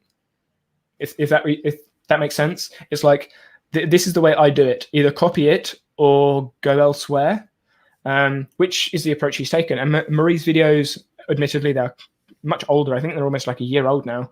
They're very similar. It's like, this is how I do it. That's it. And I think I've done videos on the same thing, like 2 or 3 different ways currently. But yeah, because I'm too lazy to figure it out for myself. I think we're all lazy. That's why we're on Notion. So I just want to see how others do it, and then just There is some value about trying to figure it out for yourself. Like all of the stuff that I try to create, like in Notion, is designed to be a jumping off point. It is not whereas with Marie and with August, I think they are the ultimate solution. Like they have everything together in one place and it's all interlinked, and if you take one part out of it, it's gone. You break almost everything. Whereas for me, like, I find it better to have fragments, and from what I've heard from like clients that I work with, they like the fragments. They like the seeing of, this is where you can start, and then they're like, okay, so I want to be able to do that. Can I actually do that? And almost always the answer is yes, unless it's streaks, and then it's it's give me a week. You'll have to come on next week and show us your solution, because you will have a solution. Yeah, sure. I'm going to be going away from this and be like, right, I've got to figure this out now. No pressure. Sitting on a computer like, I will do this. Head down forever. Yeah. So yeah, I think there is a benefit to all types. It depends on what kind of person you are. If you're someone who just wants an answer to a certain question, I think also there is the issue that August and Maria are entrepreneurs that have worked out systems because they've had it for their business, but many of us are not in the same position. Yeah, that is very true. I am a business owner as well. Like I do the same things as a similar thing to what Marie does. However, like my process is designed to be really simple, and I suppose I didn't have as succinct of a process. So I think it's the power of Notion is the fact that it's not. It's a flexible, movable, adaptable. You can do, from what I understand, both Marie and August do not have any children, and if you ever get to the point where you do have kids, like if you want them, like really, like you have to just go, okay, that's fine, it's not happening today. And whereas when I started using both of their systems, because I've tried both, I try every system because it's interesting. I love seeing how other people work. Like, but it will break if something goes slightly wrong, and I just like having a solution that is, if I don't do everything in my system, it just doesn't matter.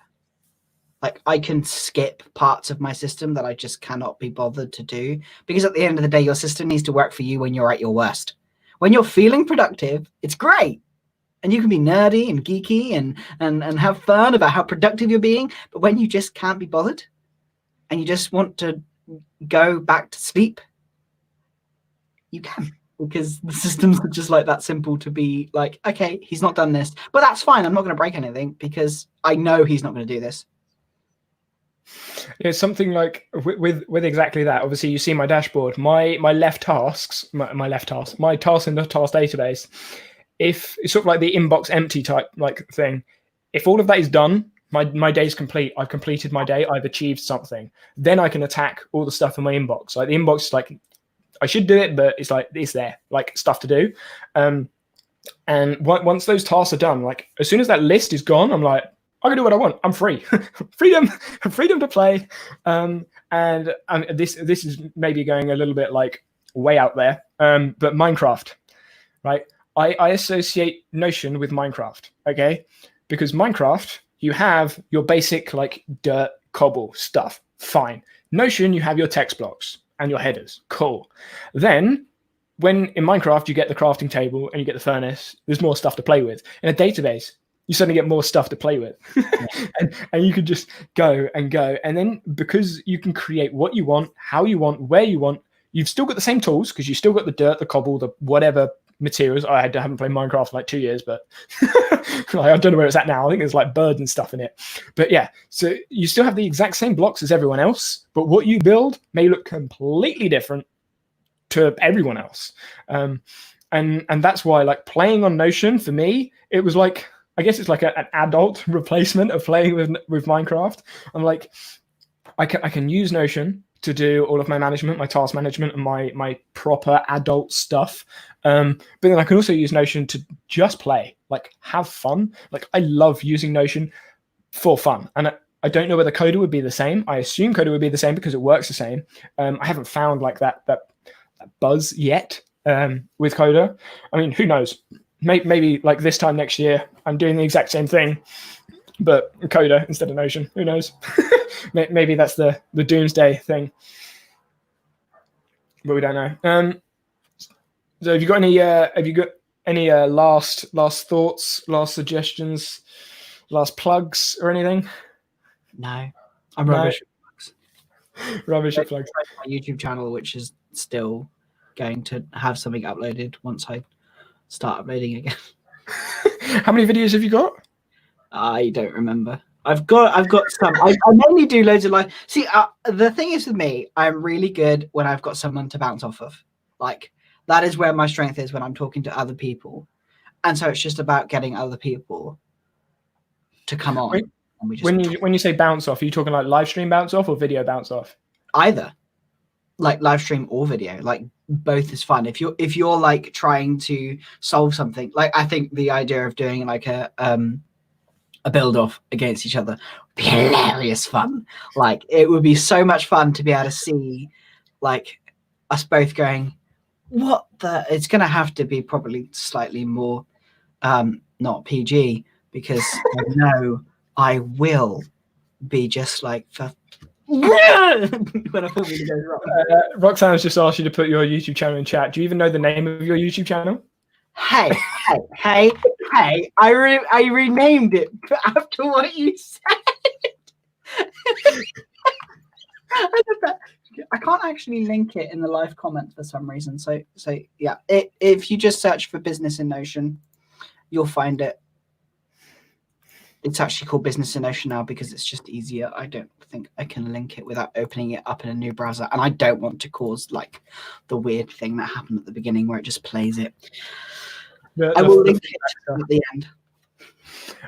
Well, you are happy to join on stream whenever you fancy, and it's the same with anyone else in chat. Like if you wanna join on stream, have a chat about Notion, show your space, or get some advice on space. I don't know, Matt, if you're still in stream or if not. I don't. I say it's run over. The plan originally when I started the live streams, I was like, I'll stream for about an hour. I think we're closing in on 3 now. Wow, we are, aren't we? Yeah, we're closing in on 3. It's funny because I was saying to my wife just before, I'll be off in about an hour. It's fine. I'll just do an hour stream and then I'll have to head off. And I'm just like 3 hours later. No shit. But yeah, so Matt suggested, I don't know if you're still in stream, like I said, but maybe like a review, going over spaces, giving ideas, different things, potentials you could do. I mean, I'm happy to have a look through space, obviously, with the stuff you're looking to do.